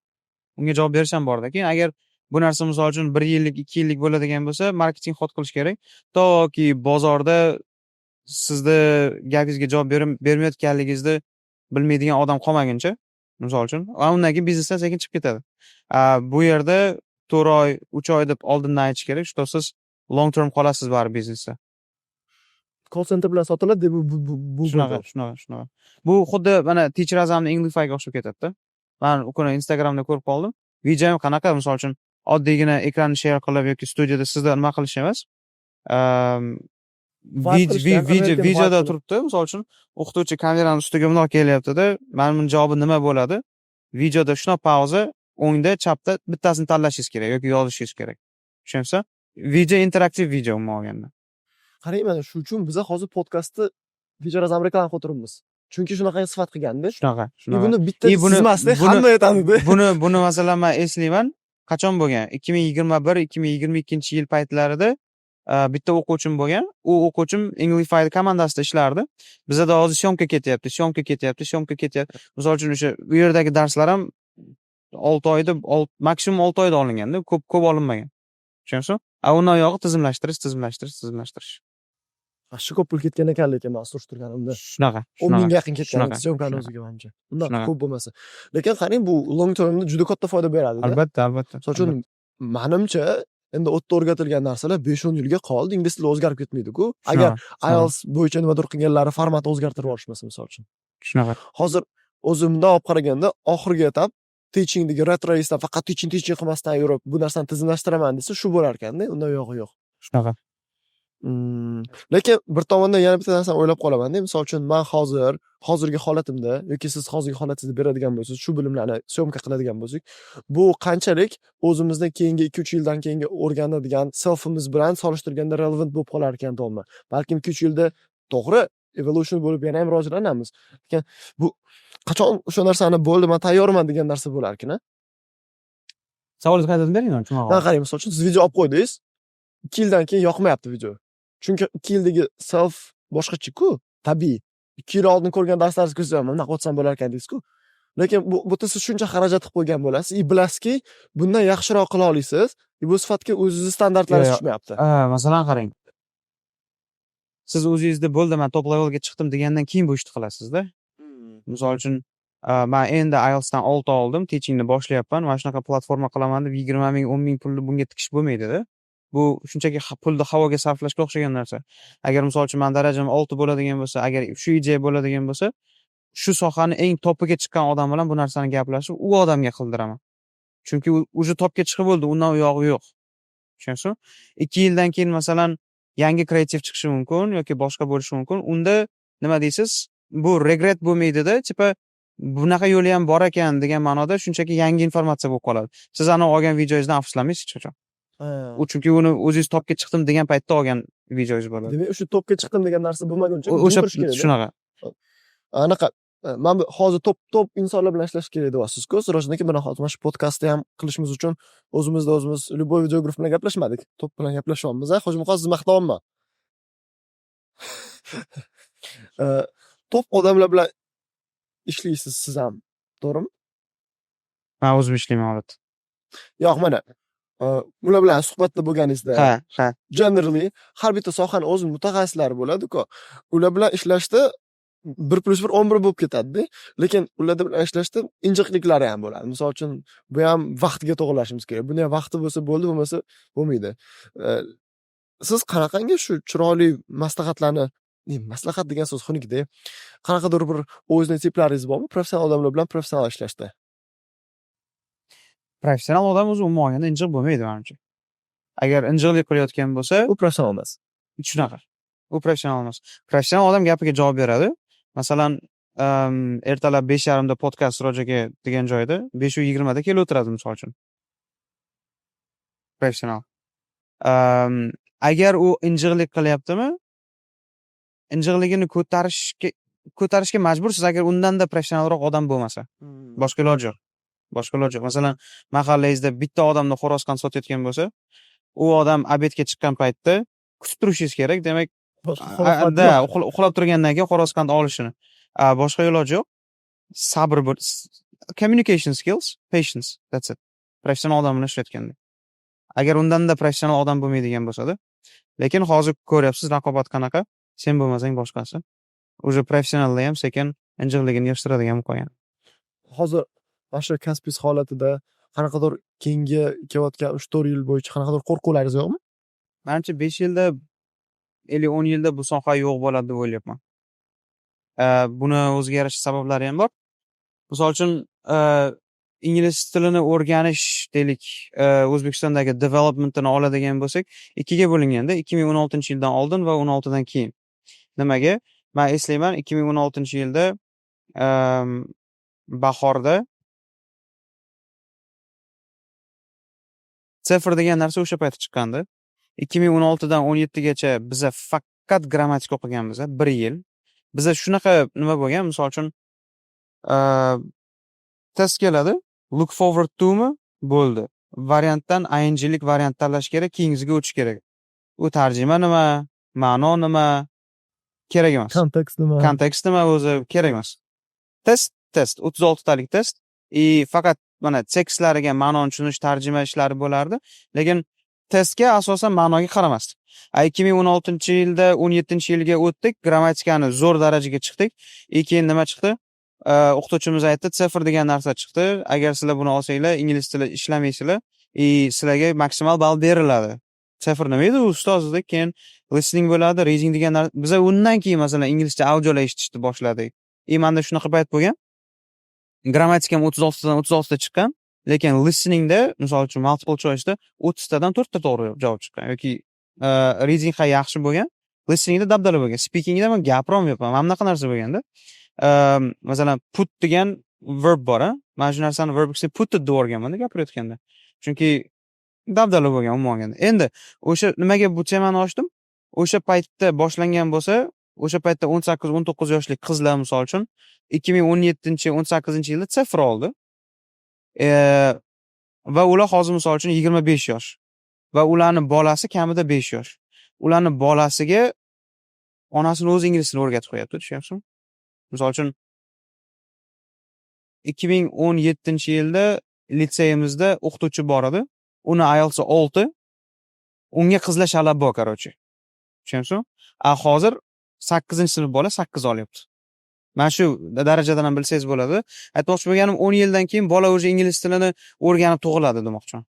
Endi o'rganib tug'ilmasa, o'rganib tug'ilmasa ham oilasida, atmosferada, boshqada onasi o'rgatadi, dadasi o'rgatadi yoki bo'lmasa onasi o'rgatmasa ham, misol uchun yoshligidan pachimuchkalarga, boshqa joylarga beradida, bola o'zi maktabga chiqqanda ingliz tilini yaxshi darajada bilib qoladi. Bu degani ingliz tiliga talab sekin-sekin kamayadi. O'sha uchun o'ylayapman, bu narsa yo 5 yil yo 10 yil yana. Qanaqa aksiyonlar qilmoqchisiz? Sekin sohadan chiqish. Chiqish deganda ham qanaqa? Meni o'z soham boshqa, iqtisod deganman. Nasib bo'lsa, magistraturani bitirgandan keyin institutga kiraman, dars o'tishni boshlayman research tomondan sekin ketaman. Universitetdan? Ha, universitetdan. Economics. Biz mana bu yo'lim ham bor-da. Iqtisodiyot bo'yicha ketmoqchisiz, xudo xolasa. Interesting. Hozir mana siz o'sha yoqqa chiqib ketishingizdan oldin mashdagi narsalarni gaplashib o'raylik. Okay. Biz vaqti reglamentga qaramaymiz. Menga yoqyapti podkast, yoqyaptimi? Da, zo'r bo'lyapti. Maqtang, rostdan maqtang. Yo, rostdan yaxshi bo'lyapti. Sirojniki Celta Certified ustoz sifatida hozir biz yoshlarga muvaffaqiyat sirlarini o'rgatasiz-da. Yo, bunaqa cringe savol bo'lardi. Qarang, hozir teachers training qilyapman men ham. O'sha paytda ustozlarga yaxshiroq dars o'tish kerak, onlayn ham offlayn. Aytaylik, qanaqadir mistake'lar ro'yxati bo'lsa, nechtadir son o'z etingda. Bu mistake qilmalaring, keyin mana bu narsalar yaxshi ustozlarning alomati degan ma'noda qanaqadir raqamlarda o'z etib ko'ring. Buni introga qo'yayotganda chiroyli eshittiradi. Masalan, yaxshi ustoz bo'lish uchun, mana qarang. Yaxshi ustoz bo'lish deganda nima? Meni oldingi o'qituvchim aytardi. Maymunga banan berish kerak derdi. Maymunga banan berish kerak deganda nima nazarda tutyapman? So'rayotgan narsasini shunchaki berish kerak, ortiqcha ham emas, kam ham emas. Bu birinchi. Ikkinchi narsa, o'quvchini stupid his qildira oldirishingiz kerak. ana, ya'ni ochilyapti. Yo, rostdan-da. Men bunaqa narsa qilib, buni qarang, oxirini aytaman sizga. Qayerdan kelganini? Общий kadr ketib o'tishga. Ibrat Camp. Men u yerga trener bo'lib borganman. trener bo'lib borganman. Koordinatorlar bor endi. Koordinatorlar endi guruhdagi bolalarning darajasini biladi. Ular aytyapti, Sirojiddin aka ehtiyot bo'ling, bolalarning ichida IELTS 8 lari ham bor ekan. Dars o'tishingiz kerak ertaga, deyapti. U payti men IELTSim 7,5. Bo'pti deganman. No problem. Darsda ham qiziq ham complicated qilganman. Boyagi IELTS darajasi 8 bo'lgan bola ham meni darsimda ana shunaqa qarab o'tiribdi. Chunki men uni stupid his qildira oldim-da, tushunyapsizmi? Ya'ni darsni boshlagandan keyin nima dedim? Masalan, hozir sizga ham bersam, balki o'ylanib qolarsiz. Men bu gap tarjimasi nima deb doskaga shuni yozdim-da. Can we have a do tomorrow to have a ball deb yozdim-da. Aytdim, hech narsa telefoningni ham ishlatma, uni ham ishlatma, buni ham ishlatma, men shuni tarjima qilib berdim. Can we have a do tomorrow to have a ball? Due date degani anaqa srogdan o'tib ketishi. Lekin hozirgi kontekstda o'ylayapman. Men to have a ball degani aynan nimaligini ham men bilmas ekanman. Ha, mana shu narsani yozganimdan keyin, anu IELTS 8 bo'lgan bola ham qarab qoldi-da. Ana undan keyin buni tarjimasini aytdim, buni orqasida yotgan narsani aytdim, boshqa aytdim. Dars qiziq bo'ldi. Aytmoqchi bo'lganim, darsga kirganingizdan keyin siz ustozmisiz, like I am the boss here degan narsani his qildira olishingiz kerak. Agar misol uchun o'quvchi zot shunaqada ozgina bo'lsa ham xato qilayotganingizni sezsa, sizda bilimi pastroq deb o'ylasa, sizga nisbatan hurmati pasayadi birinchidan, ikkinchidan o'sha gaplaringizga ixlossiz eshitishni boshlaydi-da. Siz u yerda yomon teacherga sekin-sekin aylanib ketaverasiz. Endi chista bo'tda hozir siz perspektivani o'zi rostdan ham yaxshi ustoz bo'lsang, faqat bu narsani ko'rsatish maqsadida qilingan texnikada, lekin ba'zida bu narsani fake qiladiganlar ham ko'p-da. Keyin biz shuni o'zi rostdan ham bo'z, fake qiladigani uzoqqa cho'zilmaydi, bilinib qoladi. Misol uchun u fake qilmoqchi emas, va lekin zo'r ham emas. Lekin hozir agar set o'tgan texnikani qilsa, fake qiladi u. Keling shuni rostdan yaxshi qiladigan gaplashaylik. Yo'q, qarang. Mana qarang. Nimaga bu maslahatingizni men qabul qilmayapman? Sababi set o'tgan holatda bolalarni stupid his qildir deganingiz, o'zi Yo'q, stupid his qildir deganda nima nazarda tutyapman? Qarang. Siz o'rgatmoqchi bo'lgan narsani ular bilmaydi, o'sha uchun ham darsda o'tirish kerak. Men shu narsani aytyapman. Endi aytaylik, ikkala tomon ham bu narsani tushundi. Bundan tashqari masala, bor narsani o'rgatishdagi texnikalar. Misol uchun, men aytdingiz-ku, bananga maymun berayotgan paytingda u to'yadiganini ber. Ko'p ham berma, kam ham berma. Ko'p berish anaqa cognitive overload. Faqat leksiya qilish. Bananga maymun berib yubordingiz hozir.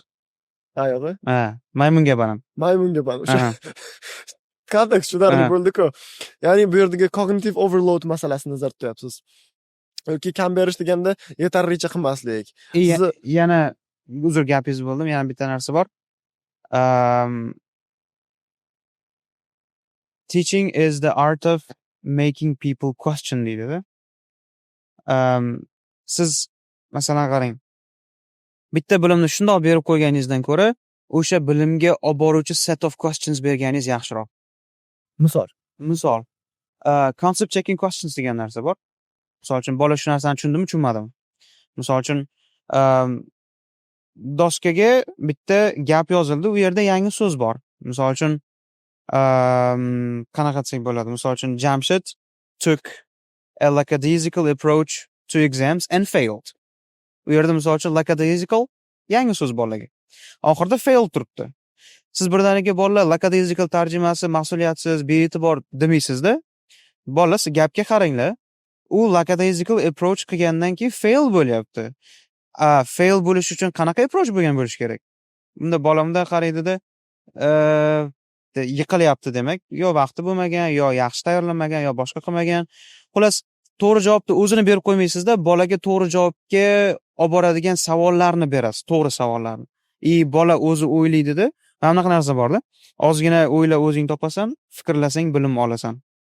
Bilimni shunchaki berib qo'yish kerak emas-da, o'ylatib o'ziga oldirish kerak. O'qituvchi mana shuna qila olish kerak-da. Bu narsani bittada sezganimizda qachon maktabda ona til o'qituvchimiz bo'lardi.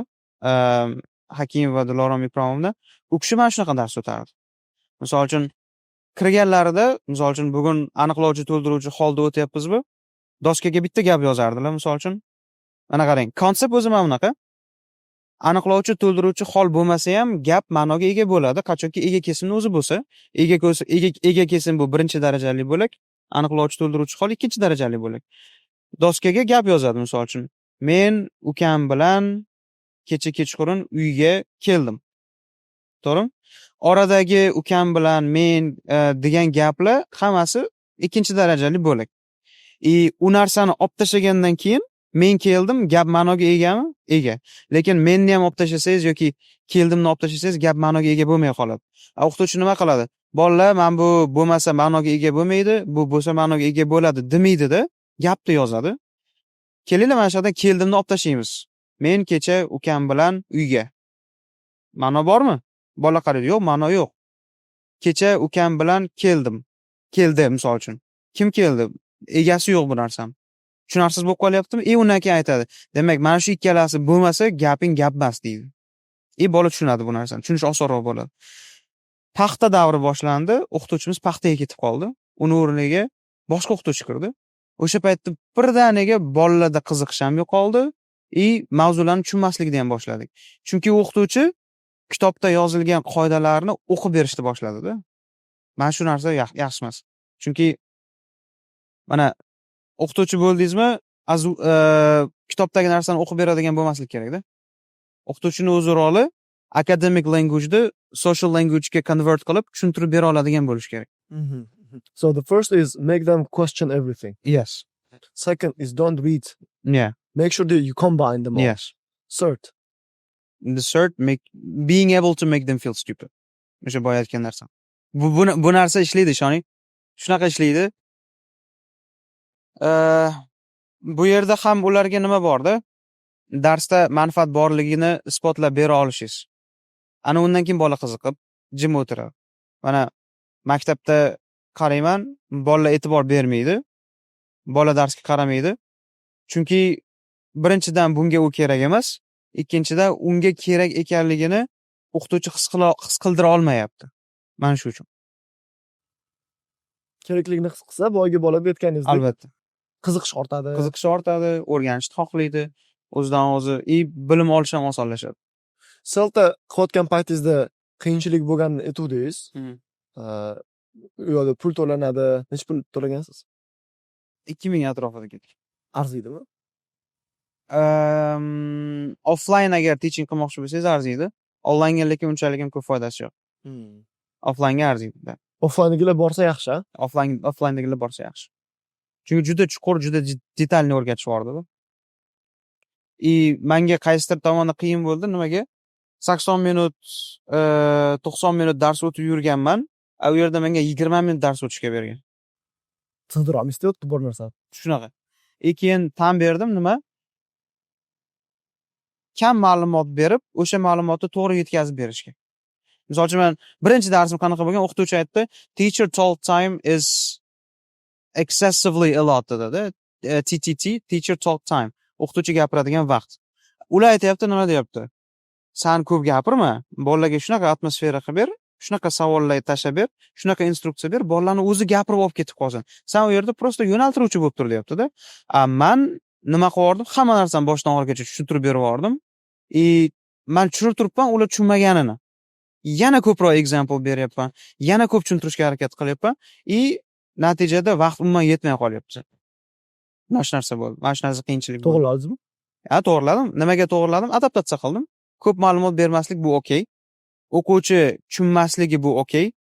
Bir kuni tushunib ketadi degan narsaga o'tib oldim keyin. Endi mana shu oxirgi qismini o'ylab ko'rish kerak ekanda. Bir kun tushunib ketadi, to'g'ri, lekin hozir buni tushunmasa qachondir yana qaytarilishga Nimani qaytarish? hozirgi ma'lumotni hozir tushunishi uchun qo'limizdan kelgan hammasini qilib ko'rish shu berilgan qisqa vaqt ichida. Mana o'sha narsani qilayotgan paytingizda juda vaqt ko'p ketib qolyapti-ku. 10 tadan bittasi tushunmay qolsa mayli. Ular uchun tushunib ketadi. Lekin men o'zim o'tayotgan paytimda 10 tadan 10 tasi tushunmaguncha o'sha narsani qayta g'ajuraman. Bu narsa ularga yaxshi emas. Xolinda o'tib bo'lgan paytda metrikasi shunday qo'llanasiz. Shunaqa.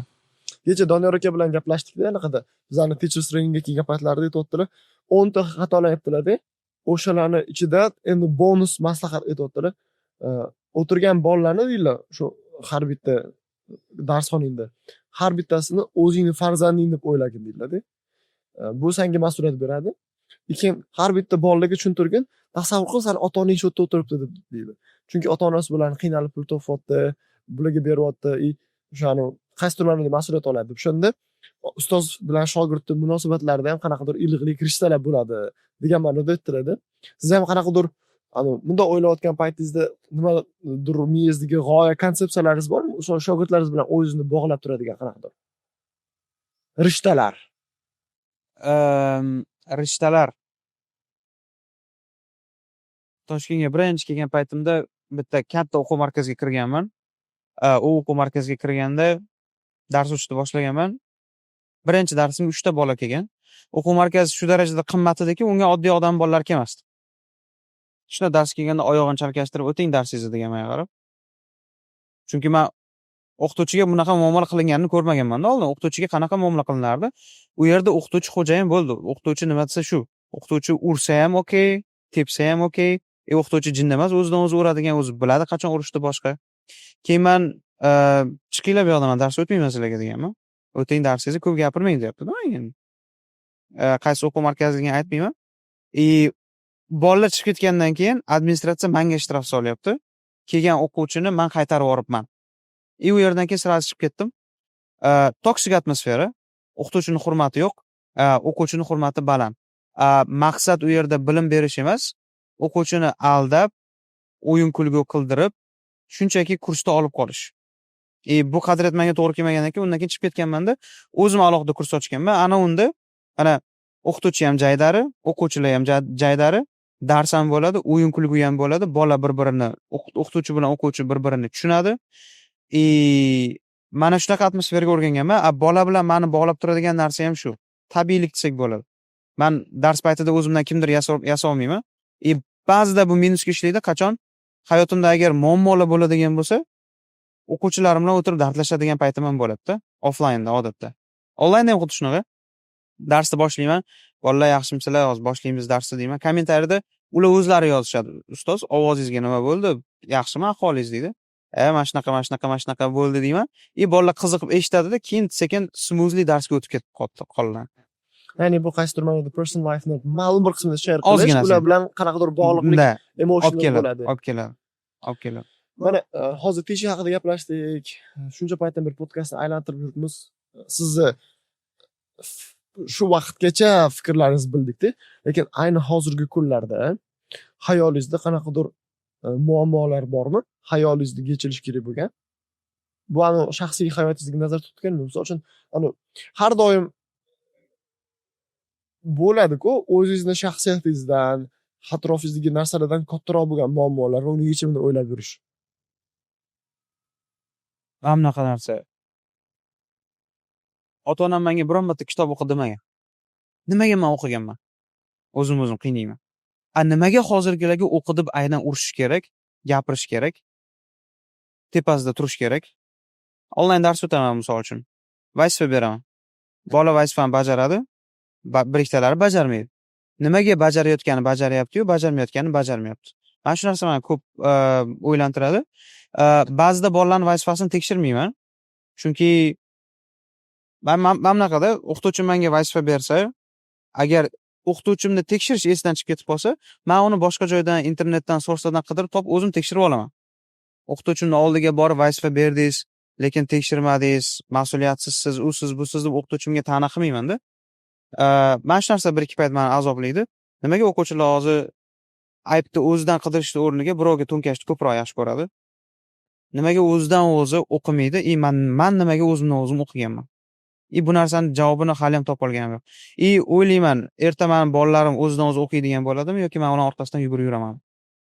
Mana shu narsa ko'p qiynaydi. Mana shu o'qish deganingizga source of wisdom deyiladi-ku. Bitta insonni hozirgi holatidagi bilimlarini source. Sizda u source nima? Savol tushunmadim. Your source of wisdom. My source of wisdom. Barjuma. Doğrusu. So everything that you are now talking about comes from somewhere. I think it's experience. Experience. Trial and error. Harakat qilasiz, o'rganasiz. Masalan, kompyuter o'yinini siz kitobdan yoki instruksiyasidan ko'rganmiz. Misol uchun, ehm, men GTA o'zi inglizcha, to'g'rimi? Bu yerdagi misol uchun Tonyga aytishi, yoqqa bor, uni o'ldir, buni o'ldir qilishi hammasi inglizcha. Lekin o'shani tushunmagan holatda ham hamma missiyasini bajarganman. Nimaga? Bir marta qilganman o'xshamagan, ikkinchi marta qilganman o'xshamagan. Demak, bunisini o'ldirish kerak ekan, uchinchisini o'ldirgan. Misol uchun to'g'rida 3 ta odam o'ldirdi, bittasini o'ldirasiz, mission fail, ikkinchisi mission fail, uchinchisi eganda va uchinchisini olib tashlaysiz. Menda ham wisdom manimcha shundan kelgan. Xato qilib ko'rganman, o'rganganman, keyingi safar to'g'ri qilganman. Shunaqa qishlaydi, trial and error qilib. Lekin nima deb o'ylaysiz? Bundan yaxshiroq variant ham bo'lishi mumkinmi? Trial and error qilib ko'rgan odam bilan gaplashish kerak-da uchun. Qilmagan odam bilan. Ha. Labay. Hozir bir yarim soat, 1 soatda borsam kerak. Nima uchun? Bo'ldi. Hop. Trial and error. Telefon bo'lib qoldi, boshqatdan savol so'rayman. Mana, aytdingiz-ku, menda experience deb. Endi experience faqatgina urinib ko'rib, bitta narsani, bitta joyi noto'g'riligini boshida o'rgilib qaytib kelgandan ko'ra yaxshiroq usuli ham bormi? Bilaman, bu bayzit savol, bor. Lekin nima deb o'ylaysiz? Va shuni to'g'rilash uchun nimadir qilyapsizmi? Yo'q, mana o'sha siz bu gapni ko'p aytishadi. Aqlli odam qilib ko'radi, xatosi. Mana ahmoq odam bor, qiladi, xato qiladi. Xatosidan xulosa olmasdan u xatoni yana qiladi. Aqlli odam xato qiladi, undan xulosa oladi, keyingi safar to'g'rilaydi. Dono odam anu aqlli odamning xulosasidan foydalangan holda xato ham qilmasdan to'g'ri qilib ketadi. Zo'r. Bu demak observation degani. Observation o'zi mana science ham orqasida observation turadi. Yes. Endi nima deb o'ylaysiz? Shu ishni allaqachon observ qilib bo'lgan odamlar sizni mentorlaringiz bo'lsa-da, siz ularning aytayotgan life advice-lariga shunchaki follow qilib yashasangiz. Yo'q. O'zini o'zi topolmay qoladi unaqa. U qanaqa? Mana yo'lingizda ketyapsiz, okeaningizda suzyapsiz. Ayni bir qaysidir aysbergdan o'ta olish uchun bu narsa kerak. Bu degani kimdir hayotini kopiya qilish kerak degani emas. Men ham kopiya qilish kerak demadim, chunki o'zi birinchi navbatda what is a good mentor degan savol javobini olishimiz kerak-da. Good mentor degani u I did this and you should do the same demaydi-da. Tushunasizmi? Good mentor degani sizni vaziyatingizga mos qilib boyga icebergni ko'ra oladigan odam. Shunaqa. Good mentor bilan bad mentor farqi ham shundaki, siz uni iceberg deb o'ylamaysiz. Boyga iceberg kelyapti deydi. Даже icebergga kemasdan aylanib o'tasiz. To есть u urilishi shart emas. Kema cho'kkandan keyin qutqarilmaydi. Oldin aytadi. Yes. Sizda bormi mentorlar? Bor. Ingliz tilini o'qituvchim. U kishi bilan hali ham gaplashamiz. U ingliz tili o'qituvchidan уже life teacherga aylanib ketgan. Misol uchun relationshipimda mana bunaqa bo'lyapti, oilada mana bunaqa, darsda mana bunaqa, Germaniyada mana bunaqa, nima deysiz desam, juda ko'p maslahat beradi. Ko'p maslahati zo'r yordam ham beradi. Ularning eng sizga top maslahatlarini ayting, menga bitta-ikkitasini xayolingizga kelganini sanab o'tirmayman. Birov sendan norozi bo'lib qolmasin deydi. Bu degani hammani rozi qilishga harakat qil deganimi? Hammani rozi qilishga harakat qil, unfairly kimnidir norozi qilib qo'yma. Mana shunaqa narsa. Bu eng birinchisi. Ikkinchisi, har qanday yomon vaziyatda ham diplomatik bo'lishga harakat qil. U odam bilan bir kun baribir ko'z-ko'zingga tushadi. Misol uchun, mayda-chuyda narsani san menga borib, bir umr gaplashmaydigan bo'lib ketma deydi-da. Stop. Emotional control. Yes. Mana shu narsa aytyapsiz. Yes. Ketdik kiraylik. Sirojbek aka, men sizda nima qilganman, kuzatganman. Juda stressful vaziyatlarni handle qila olasiz osonlik bilan. Endi buni mana Telegramdagi vaziyatlar yoki qanaqadir siz bilan kimdirlarning konfliktlari bo'lgan holatda o'zingizni tutishingiz, yoki hayotingizdagi har xil stressli vaziyatlarda handle qila olishingizdan bilganman. Auditoriya bilmasligi mumkin. Lekin keling shu haqida chuqurroq qilaylik. Qanday shakllandi bu? Shu darajada ekstremal emotsiyalarni ko'rgansizki, bular mayda-chuyda bo'lib qoladi. Juda ham ekstremal emotsiyalar o'sha paytda bo'lganda, shunaqa momentlar ham kelgan, o'zim bo'ldi, o'ldiraman ham deganman, boshqa ham qilaman deganman. Ana o'shandan keyin stressful vaziyatlarni handle qilish qiyin bo'lmay qolgan.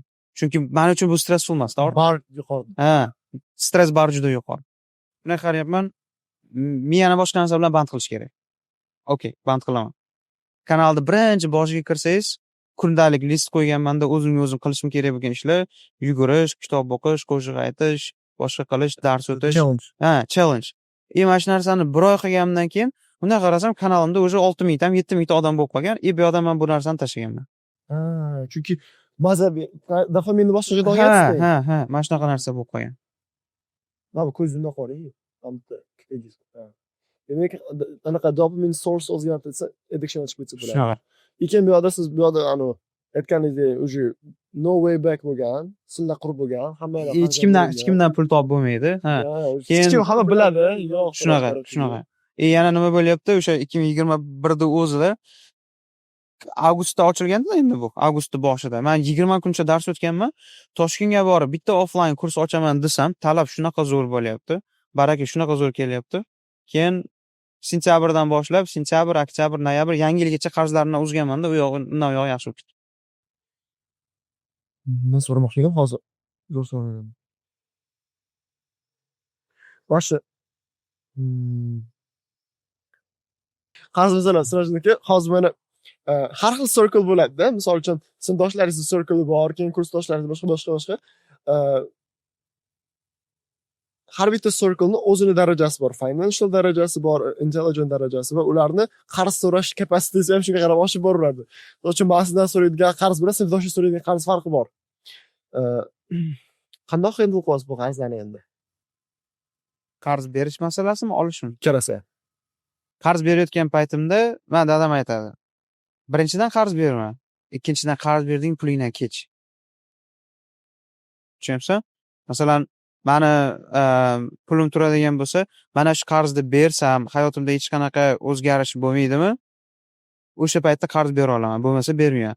Agar u pul nimagadir atalgan bo'lsa, men atagan narsa anu odamdan muhimroq bo'ladigan bo'lsa yoki bermayman. Agar u odam muhimroq bo'ladigan bo'lsa, atagan narsamni sal kechiktirib turaman-da, pulni beraman.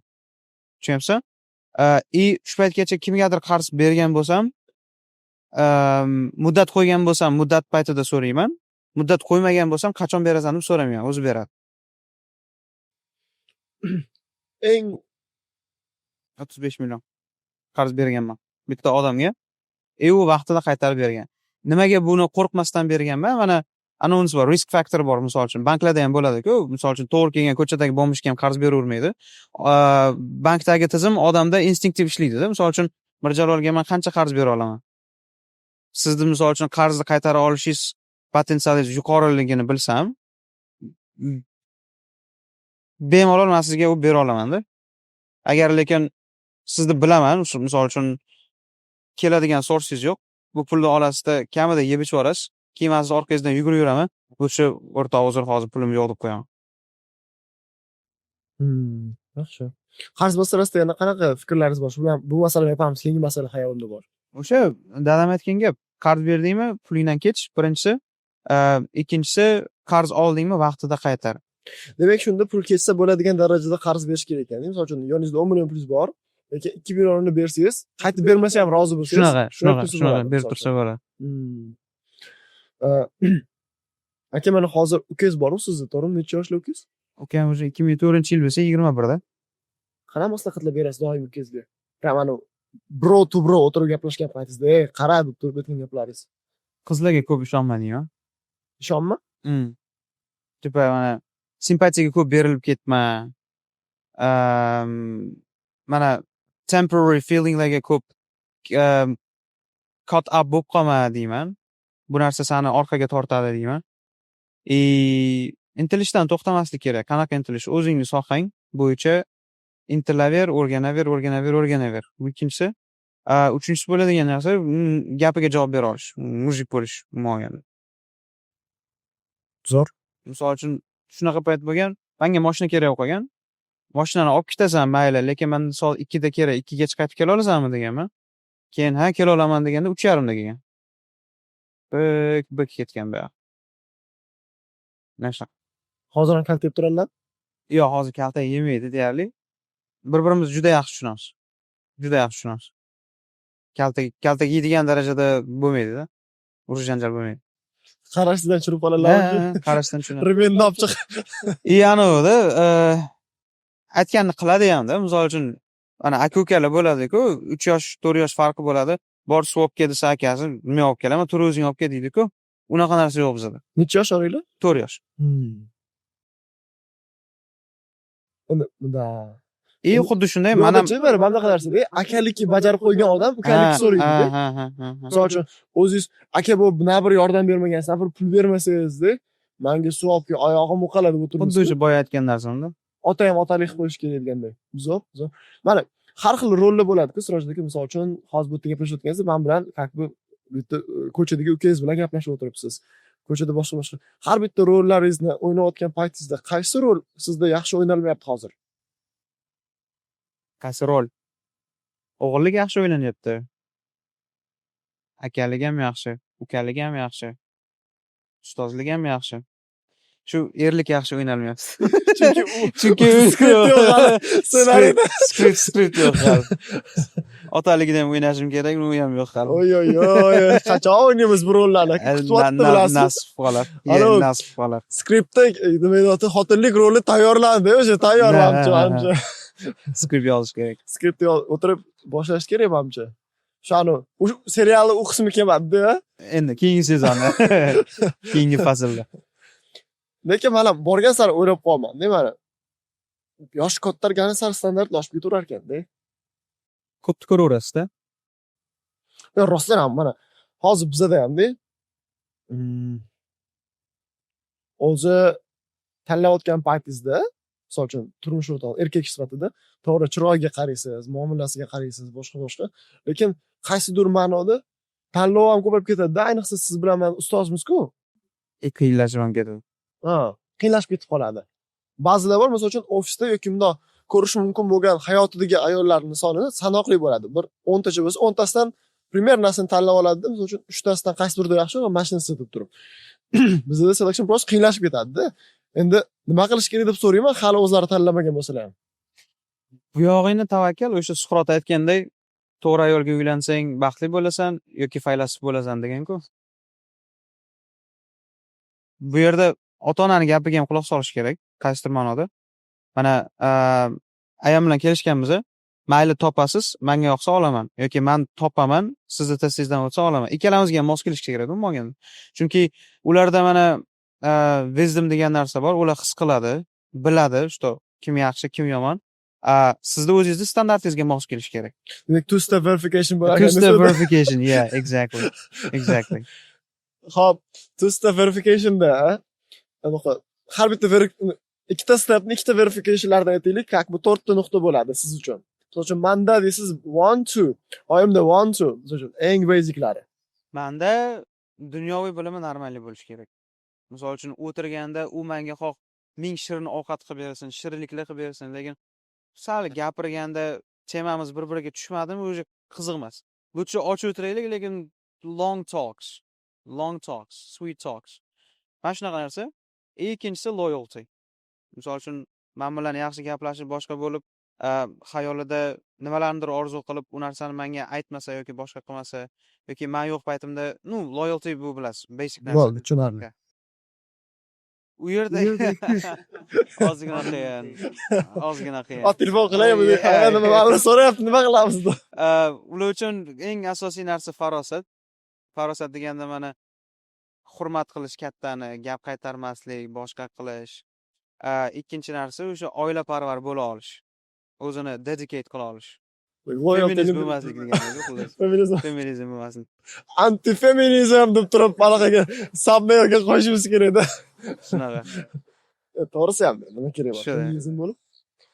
Men malaqachi sizni tushunishingiz bo'yicha endi siz aytyapsiz, intellekt kuchli bo'lish kerak deb. Intellekt kuchli bo'lgan ayolda qaysidir ma'noda o'zini hamma narsani bilaman deb o'ylab qoladi-da. Intellekti bor, farosati yo'q bo'ladi. Men shunaqa second step verification bekorga qo'yilmagan. O'shada. Men shunaqa qizlarni ko'rganman. Siz aytayotgan gapingiz noto'g'riligini bilib turadi. Uni noto'g'ri gapiryapsan, mana bunaqa bo'ladi demaydi-da. To'g'ri tushuntirib beradi. Uni siz to'g'ri tushunasiz. Bu bir. Ba'zida ular shu narsani bilishini bildirmaydi. It makes you feel important. Bu masalan Yo'q, qarab qoldi. Yo'q, tushuntirish masalasi qanaqa? Masalan, intellekt emas, keling oddiy kuchdan aytaylik. Misol uchun o'tiribsiz, u bakalashkani qo'liga oldi, u kerak bo'lsa, misol uchun 50 kilogrammlik yukni ham olib ko'tarib o'tkazgan vaqtlari bo'lganda, lekin o'shani shuni holatda sizga beraman, mana shuni ochib berib yuboring deydi. Bu sizda qanaqadir nima deydi, kuchli his qildiradi bir tarafdan.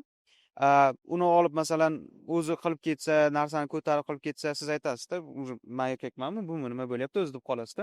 Intillik masalasida ham xuddi shunaqa. Mana ko'p narsani bilib turib ham ba'zida o'zini bilmaslikka olish bu yoqadi erkak kishiga. Siz aytganingiz u farosati yo'q bo'lgan. Boshqa aytdi shu gapingizni. O'zi bilib turadi. Bilib turganda ham, lekin erini oldida erini hurmat qilgani uchun bu narsani bilishini aytmaydi yoki bo'lmasa eridan so'raydi, shu narsani tushuntirib bering.